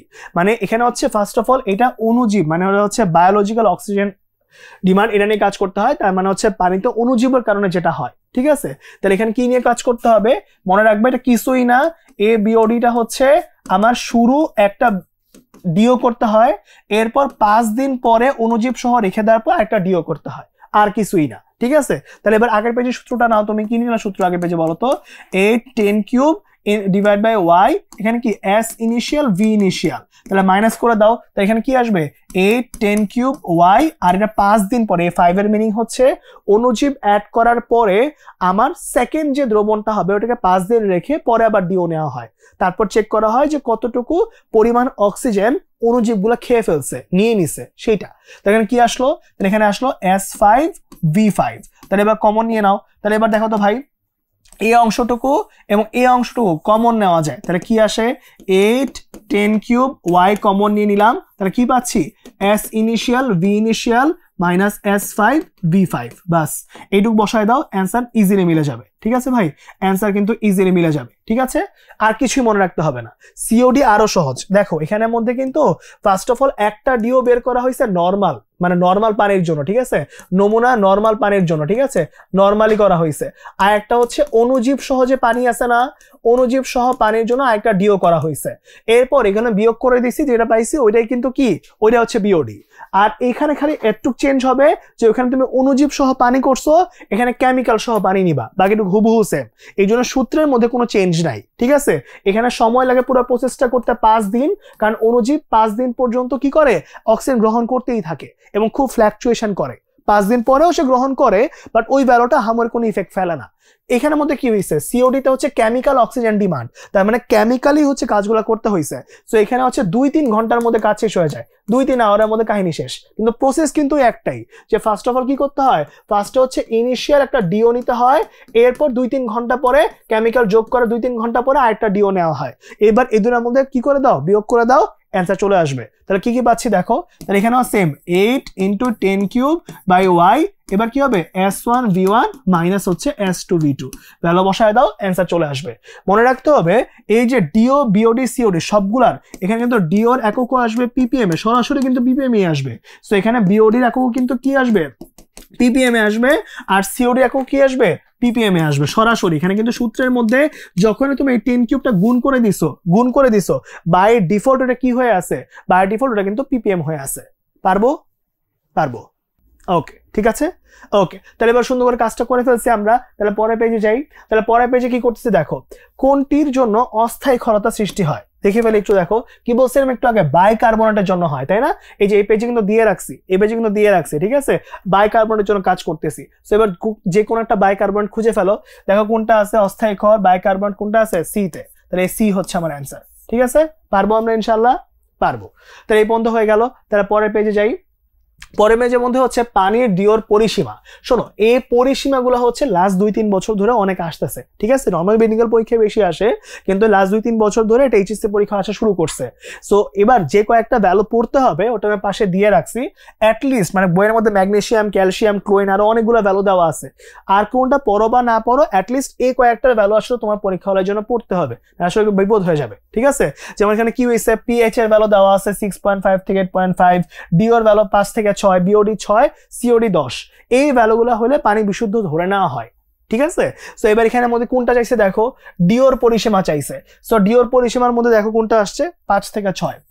সো এটা কত নাম্বার অপশনে আছে দেখো তো, বি নাম্বার অপশনে। তাহলে এটাই হচ্ছে আমার অ্যান্সার। ঠিক আছে, এই মিলিগ্রাম পার লিটারকে কিন্তু ppm বলে। আগেও বলছি, খেয়াল রাখো। হ্যাঁ, ওকে, পরের পেজে কি আছে? WHO কর্তৃক পারযোগ্য পিএইচ এর সীমা। তাহলে বলো তো এবার পিএইচ এর সীমাটা দেখে দেখে বলো কত হয়? 6.5 থেকে 8.5। তাহলে এটাই কিন্তু আমাদের অ্যান্সার। ঠিক আছে ভাই? সো একটু ঠান্ডা মাথায় কিন্তু এই ভ্যালুগুলো পড়ো। আমি জাস্ট এটাই বোঝানোর চেষ্টা করতেছি যে এটা কিন্তু পর হচ্ছে দুইবারই কিন্তু পরীক্ষা চলে আসছে, 21-এও আসছে, 23-এও আসছে। একটু পড়ো। ঠিক আছে ভাই? নাইস। তো চলো পরেরটায় চলে যাই। পরেরটার মধ্যে আছে হচ্ছে সারফেস ওয়াটারের বিশুদ্ধতার মানদণ্ড কোনগুলা? বিশুদ্ধতার মানদণ্ড হচ্ছে ক্ষরতা, পিএইচ, টিডিএস। টিডিএসটা কি? টিডিএসটা হচ্ছে total dissolved solid. Total dissolved solid অবশ্যই প্রত্যেকটা ফুল ফর্ম পড়বা ভাই। ঠিক আছে? ডিওর ফুল ফর্ম কি, বিওডির ফুল ফর্ম কি, সিওডি এর ফুল ফর্ম কি, এগুলো কিন্তু পড়তে হবে ভাই। ঠিক আছে? তাহলে অ্যান্সার কোনটা? অ্যান্সার হচ্ছে 1, 2 ও 3। এই যে 1, 2 ও 3, এটা হচ্ছে আমার অ্যান্সার। পারবো তাহলে জনগণ? পারবো। সুন্দর করে ফেলছি আমরা। তাহলে পরেরটার মধ্যে কি হবে? পরেরটার মধ্যে আমরা কিছু ম্যাথ করব আসলে। ঠিক আছে? তো দেখি ম্যাথটার মধ্যে কি আছে। ক্যালসিয়াম 2+ আয়নে ক্যালসিয়াম কার্বনেট রূপে, মনে রাখবা ক্ষরতার ভ্যালুটা যখন আমরা বের করতে চাই প্র্যাকটিক্যালি, তখন সিস্টেমটা হচ্ছে 1 লিটার পানিতে কত মিলিগ্রাম ক্যালসিয়াম কার্বনেটটা অদক্ষিপ্ত হয়েছে সেই ভ্যালুটা বের করতে হয়। সো সবকিছুর জন্য স্ট্যান্ডার্ড ধরতে হয় না। সো ক্ষরতার ম্যাথে স্ট্যান্ডার্ড হচ্ছে যে আসলে কতটুকু ক্যালসিয়াম কার্বনেটটা বের হয়ে গেছে, বাস এইটুকু মাথায় রাখলেই চলবে, বাকি ম্যাথ মিলে যাবে। ঠিক আছে? তাহলে তোমার ক্ষরতার ম্যাথ দেখলেই টার্গেট কি থাকবে? কার পরিমাণ বের করা? ক্যালসিয়াম কার্বনেটের পরিমাণ বের করা। বাস এইটুকু বেসিক বুঝলেই ম্যাথ করা কোনো ব্যাপারই না। ঠিক আছে? কেমনে বুঝবো একটু খেয়াল করে দেখো। Calcium carbonate, sodium carbonate. তাহলে বলো ক্যালসিয়াম কার্বনেট যে আছে, এই ক্যালসিয়াম কার্বনেটটার মধ্যে আমার আলটিমেটলি কি কি আছে? ক্যালসিয়াম 2+ আর একটা কার্বনেট আছে। ওকে, অপরদিকে সোডিয়াম কার্বনেটের মধ্যেও কি আছে বলতো? 2টা সোডিয়াম প্লাস এবং একটা কার্বনেট, তাই না? তাহলে দেখো তো আমি একবার লিখতে পারি কিনা যে একটা ক্যালসিয়াম কার্বনেট থেকে 1 মোল কার্বনেট তৈরি হয় এবং ওই 1 মোল কার্বনেটটা আবার কি তৈরি করে? 1 মোল কার্বনেটটা আবার 1 মোল সোডিয়াম কার্বনেট তৈরি করে। তাহলে আমি এটা বলতে পারি কিনা যে 1 মোল calcium carbonate is equals to কি? 1 মোল সোডিয়াম কার্বনেট। এই কথাটা বলতে কি কোনো ভুল আছে? কার কোনো সমস্যা আছে বলো তো? কোনো ভুল কিন্তু নাই। ওকে, তাহলে এবার বলো তো ভাই, এবার কি সোডিয়াম কার্বনেটের n ইকুয়ালস টু কি? SV। তাহলে s এর ভ্যালু বসায় দাও। s এর ভ্যালু কত আসে একটু দেখো তো। s এর ভ্যালু এখানে আসে হচ্ছে 0.025 ইন্টু v এর ভ্যালু কত? v এর ভ্যালু হচ্ছে 5 ইন্টু 10⁻³ কারণ যে লিটারে নিতে হবে। সো একটা ভ্যালু পাওয়া যাবে সোডিয়াম কার্বনেটের জন্য, রাইট? সো এখানে ভ্যালুটা পাওয়া গেল আমাদের। ওকে, তাহলে এখন দেখো আমার কি বের করা লাগবে। আমার তাহলে বের করা লাগবে হচ্ছে এখানে যখন কাজ করতেছি, তাহলে এখন ওরও তো এসভি বের করতে হবে, তাই না? তাহলে এখানে কি লাগবে? তাহলে এটা বের হইলো ওর মোল নাম্বার বের হইলো, ওর মোল নাম্বার বের হইলো। তাহলে তুমি যদি ওর ঘনমাত্রাটা বের করতে চাও তাহলে কিসে বের হবে বলো তো? এটা হচ্ছে 0.025 ইন্টু 5 10⁻³ যেটা আসছে, ওটাকে তার আয়তন দিয়ে ভাগ করতে হবে। আয়তন কত এখানে দেখো তো? 200 ml। তাহলে এবার সুন্দর করে 200 ml দিয়ে ভাগ করে দাও, কাহিনী কিন্তু শেষ। ঠিক আছে? তাহলে দেখি এখানে কত আসলো। এখানে আসলো হচ্ছে 0.025 ইন্টু 5 ডিভাইড বাই হচ্ছে 200। তাহলে এখানে কত আসে? এখানে আসে হচ্ছে 6.25 10⁻⁻4 এত m ঘনমাত্রা চলে আসছে। বাট আমার অ্যান্সার জানে কিসে লাগবে? আমার অ্যান্সার লাগবে হচ্ছে ppm এ। দাগ পড়ে গেছে, একটু মুছে দেই। আমার এখানে কিসে অ্যান্সার লাগবে? আমার এখানে অ্যান্সার লাগবে হচ্ছে ppm এ, তাই না ভাই? ppm এ অ্যান্সারটা লাগবে। তাহলে ppm টা নিয়ে একটু কাজ করে ফেলবো। তাহলে সরাসরি ppm এ অ্যান্সার কেমনে বের করে মনে আছে? অ্যান্সার বের করে হচ্ছে 10³ ইন্টু SN, এই সূত্রটা ইউজ করে। তাহলে এবার 10³ কি আমরা জানি, s এর ভ্যালু কত? এই যে মাত্র বের করছো, ঠিক আছে? 6.25 10⁻⁻4। m এর ভ্যালু কত? m এর ভ্যালু হচ্ছে আণবিক ভর। কার আণবিক ভর? যারটা বের করতেছো ক্যালসিয়াম কার্বনেট। তাহলে বসায় দাও 100। সুন্দর করে কাজটা করে ফেলো, অ্যান্সার কিন্তু চলে আসছে 6.25 10⁻⁻4 ইন্টু হচ্ছে 10³ ইন্টু কত? ইন্টু হচ্ছে 100। তাহলে ভ্যালুটা বসায় দাও, কত হচ্ছে? এটা হচ্ছে 62.5। 62.5 এটা আসছে। তাহলে এবার অ্যান্সার কত? অ্যান্সার হচ্ছে সি নাম্বারটা। এই সি নাম্বারটা হচ্ছে আমার অ্যান্সার। ঠিক আছে ভাই? এই ইজি ম্যাথ, হ্যাঁ এরকম টাইপেরই ম্যাথ আসে, এর চেয়ে কঠিন ম্যাথ আমি কখনো আসতে দেখিনি। ঠিক আছে? সো ম্যাক্সিমাম আসলে এটা আসবে হয়তো, কিছুই না, খালি এসভি বসাই দিছো, লাস্টে ppm বসাই দিছো, একেবারে সহজ ম্যাথ। ঠিক আছে? ঠান্ডা মাথায় কইরো, সবসময় অ্যান্সার মিলবে। ওকে, আচ্ছা পরেরটা চলে যাই। পরেরটার মধ্যে একদম সরাসরি ডিও বের করতে বলছে। ডিও বের করার সূত্র আমরা পড়েই ফেলছি। সেটা কি? সেটা হচ্ছে 8 into 10³ divide by y into কি? SV। তাহলে এবার চলো বের করে ফেলি। দেখো এখানে একটা কনফিউশন হয়, সেটা হচ্ছে ভাই এস এর, আরে আল্লাহ, এখানে একটা কনফিউশন হয়। সে কনফিউশনটা কি নিয়ে হয় একটু বলে দেই। সে কনফিউশনটা বেসিক্যালি হয় হচ্ছে আমাদের ইয়া নিয়ে, এই যে 8 into 10³ by Y into SV. তাহলে এখানে কনফিউশন যদি নেওয়া হয় যে আসলে পানির তো দুইটা ভ্যালু দেওয়া আছে, তাহলে পানির কোন পরিমাণটা নিয়ে কাজ করব, সবসময় মনে রাখবা ওয়াই যেটা আছে ওয়াইটা হচ্ছে ব্যবহৃত পানির পরিমাণ, ব্যবহৃত পানির পরিমাণ, ঠিক আছে, ব্যবহৃত পানির আয়তন, ব্যবহৃত পানির আয়তন। তাহলে এখন তুমি দেখো তো ভাই, তোমার কাছে শুরুতে ছিল 1 লিটার, বাট তুমি কি এটা ইউজ করছো? না, তুমি ইউজ করছো কতটুক? তুমি ইউজ করছো হচ্ছে এইটা, ঠিক আছে, এই পরিমাণটা তুমি ইউজ করছো, যে পরিমাণটা ইউজ করছো ওটাই তোমার ভি হিসাবে কাজ করবে, ঠিক আছে, ওইটাই তোমার ওয়াই হিসাবে কাজ করবে, সরি ওয়াই হিসাবে কাজ করবে, ঠিক আছে। তাহলে বাকি থায়োসালফেটের ভ্যালুগুলো নিয়ে কাজ করে ফেলো। এবার কি হয়েছে, থায়োসালফেটের ঘনমাত্রা হচ্ছে এস, থায়োসালফেটের আয়তন হচ্ছে ভি। তাহলে চলো ভ্যালুটা বসাই দিই, কি কি পাচ্ছি, 8 × 10 কিউব, ওয়াই এর ভ্যালু কত, ওয়াই এর ভ্যালু হচ্ছে 100, এস এর ভ্যালু কত, এস এর ভ্যালু হচ্ছে 0.0114, আর এখানে ভি এর ভ্যালু কত, ভি এর ভ্যালু হচ্ছে 7.5। তাহলে এখানে কি হইলো, তাহলে এখানে হচ্ছে ভ্যালুগুলো বসায় দাও, তাহলে সবকিছু নিয়ে কাজ করব। তাহলে কি হচ্ছে 8 10 কিউব ডিভাইড বাই 100 ইন্টু কত, ইন্টু হইতেছে 0.0114 ইন্টু 7.5, তাহলে কত আসলো, এটা 6.84। এটা আসবে হচ্ছে জনগণ কত, ডিওর ভ্যালু আসবে 6.84 এত ppm, ঠিক আছে, এত ppm আসবে। সো এখানে কত কত আসলো, ডিওর ভ্যালু 6.84 এত ppm আসলো। এই হচ্ছে অ্যান্সার, ঠিক আছে ভাই, পারবো তাহলে? তাহলে এই পর্যন্ত কিন্তু হয়ে গেল। হ্যাঁ, ভালো করে মনে রাখো যে ওয়াই কিন্তু পানির পরিমাণ, এস এবং ভি হচ্ছে থায়োসালফেটের পরিমাণ, বাস তাইলেই শেষ। তাহলে পরেরটায় কি আছে, পরেরটার মধ্যে এবার বিওডির ভ্যালু আছে। আমরা বিওডির সূত্র মাত্রই পড়ে আসছিলাম, সেটা কি বলতো, সেটা হচ্ছে 8 × 10 কিউব ওয়াই নিয়ে নিবা, আর তারপর কি কি করবা বলতো, S initial V initial minus S5 V5, বাস প্রথম দিন, আর তারপর কি 5 দিন পর একটা। এবার পুরোটা পড়ে দেখো যে শুরুতে কিন্তু কি 1 লিটার আয়তনের মধ্যে এতটুকু আয়তন নিয়ে কাজ করছো। তাহলে এবার কিন্তু তুমি কষ্ট করে কি মনে রাখবা যে ওয়াই কি ব্যবহৃত পানির পরিমাণ, পুরা পানি কিন্তু তোমার লাভ নাই, কতটুক ইউজ হয়েছে সেইটা। তাহলে কতটুক ইউজ হয়েছে 50 ml, ঠিক আছে, তাহলে ব্যবহৃত পানি 50 ml, তাই ওয়াই এর ভ্যালু হচ্ছে 50 ml। তারপর কি হয়েছে, আয়োডিন লবণ নিয়ে কাজ করছি, তাহলে 8 ml যেটা আছে এটা হচ্ছে কি V1 এর পরিমাণ, এটা হচ্ছে কি S1 এর পরিমাণ, থায়োসালফেট নিয়ে কাজ করলাম। এবার আবার ওই সেম নমুনা নিয়ে অণুজীব সহ, যে বলছে অণুজীব নিয়ে 5 দিন রাখা দিতে হয়, রাখার পর কি হয়, সেকেন্ড কেসে কাজ করতে হয়। তাহলে এবার কি সেকেন্ড কেসে আয়তন আসছে হচ্ছে V2, এটা হচ্ছে আমার S2। তাহলে চলো কাজটা করে কি হয়, তাহলে 8 × 10 কিউব, ওয়াই এর ভ্যালু কত 50, এবার S1 এর ভ্যালু কত, S1 এর ভ্যালু হচ্ছে 8 × 0.011 মাইনাস কত, মাইনাস হচ্ছে 3.4 × 0.011, তাহলে ভ্যালু বসায় দাও, অ্যান্সার কিন্তু শেষ হয়ে যাবে, ঠিক আছে। তাহলে কত আসে, 8 × 10 কিউব ডিভাইড বাই কত 50 ইন্টু কত আসবে, ইন্টু হচ্ছে 0.011 ইন্টু 8 মাইনাস 3.4, তাহলে কত আসে, তাহলে এখানের মধ্যে হচ্ছে 8.096 এত ppm আসে। তাহলে এবার 8.096 ppm মানে কত, দেখো এখানে অ্যান্সার হচ্ছে এই লাস্টেরটা, 8.096 এত ppm আসবে, ঠিক আছে। সহজ জিনিস কিন্তু, ঠান্ডা মাথায় করবা, সব সময় অ্যান্সার মিলবে। ওকে ভাই, নাইস। তাহলে পরেরটার মধ্যে কি হয়েছে একটু দেখো, পরেরটার মধ্যে আমরা এবার সিওডি নিয়ে কাজ করব, সেম ম্যাথ সেম জিনিস, ঠিক আছে। তাহলে সিওডি তে কি কি আছে, সিওডি তে হচ্ছে সেম ওয়েতেই 8 10 কিউব ওয়াই, তারপর কি আসবে S1 V1 মাইনাস হচ্ছে S2 V2। চলো তাহলে কাজটা করে ফেলি। তাহলে 8 10 কিউব, দেখো তাহলে কতটুকু আয়তন ইউজ হয়েছে, আয়তন এবার ইউজ হয়েছে আবার 50, তাহলে এটা হচ্ছে আমার ওয়াই। তাহলে বসা এখানে 50 ml, এরপর S1 কত, এই যে আমার S1 আছে, এখানে V1 আছে, তাহলে বসায় দাও 0.02 ইন্টু কত, ইন্টু হচ্ছে 15 মাইনাস কত, S2 কত, S2 হচ্ছে আমার এই যে S2 দেওয়া আছে 0.01 ইন্টু কত, এখানে হচ্ছে 5.5 হচ্ছে V2 এর ভ্যালুটা, তাহলে 5.5 বসায় দাও, ঠিক আছে। তাহলে ভ্যালু বসায় দাও, এখানে অ্যান্সার আসবে হচ্ছে 39.2 ppm। সো এটাই হচ্ছে জনগণ আমাদের অ্যান্সার, বুঝছো। সো এখানে খুব সহজ কিছু ম্যাথ আছে।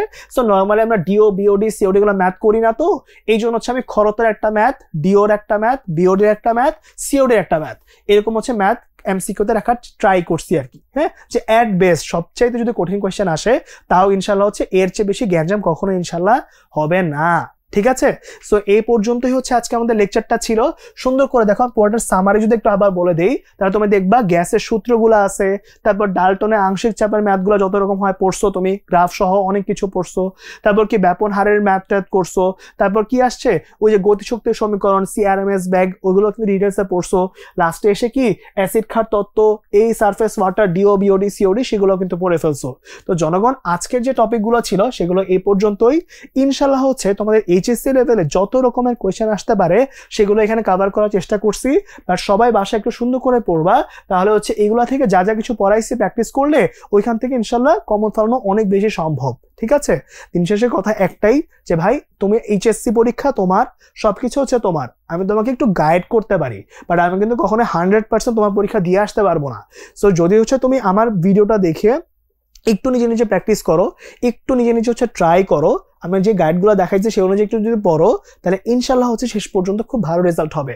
আর তুমি যত ভালো রেজাল্ট করতে পারবা, যদি আমার এই ভিডিও দেখে একজনের রেজাল্টেও কোনো ভালো কিছু হয়, একজন যদি একটু ভালো কিছু করতে পারে কেমিস্ট্রিতে, তাহলে ওইটাই কিন্তু আমার শেষ পর্যন্ত টার্গেট। তো জনগণ সবার প্রতি আমার আকুল আবেদন থাকলো যে এইচএসসি পরীক্ষার জন্য ভালো করে পড়ো। এত সুন্দর করে ভিডিওটা করার চেষ্টা করছি, জানি না কতটুকু বুঝাইতে পারছি, বাট একটু চেষ্টা করো যেন ভিডিওটার মধ্যে কোনো ভুল থাকলে আমাকে একটু জানাইতে। ঠিক আছে। অবশ্যই কমেন্ট সেকশনে লিখবা, ইনশাল্লাহ হচ্ছে কোনো কিছু লাগলে সেটাও লিখবা, কোন টপিকের ওপর তোমার হচ্ছে কি কি জিনিসপাতি দরকার, বা তোমার আর কোনো এক্সট্রা ভিডিও দরকার আছে কিনা, যে ভাই এই টপিকটা একটু ডিটেলসে বলেন, তাহলে আমি ওটার উপর ইনশাল্লাহ আলাদা ভিডিও আনানোর চেষ্টা করব। তো জনগণ সবাইকে সুন্দর করে হচ্ছে ভিডিওটা দেখো, কোনো জায়গায় প্রবলেম হলে কমেন্ট সেকশনে জানাবা, আমি নিজে অ্যান্সার দিব ইনশাল্লাহ। কোনো জায়গায় যদি কোনো কিছু প্রবলেম হয় তাও জানাবা, আমি নিজে সলিউশন দিব ইনশাল্লাহ।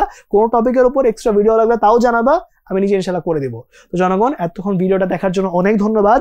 ইনশাল্লাহ হচ্ছে সবার অনেক অনেক শুভকামনা জানাই, যেন হচ্ছে সবাই ভালো রেজাল্ট করতে পারি অনেক। ঠিক আছে জনগণ, সবাই দোয়া করবা। আজকে ক্লাস এই পর্যন্তই, সবাই ভালো মতন পড়াশোনা করো। আল্লাহ হাফেজ, আসসালামু আলাইকুম।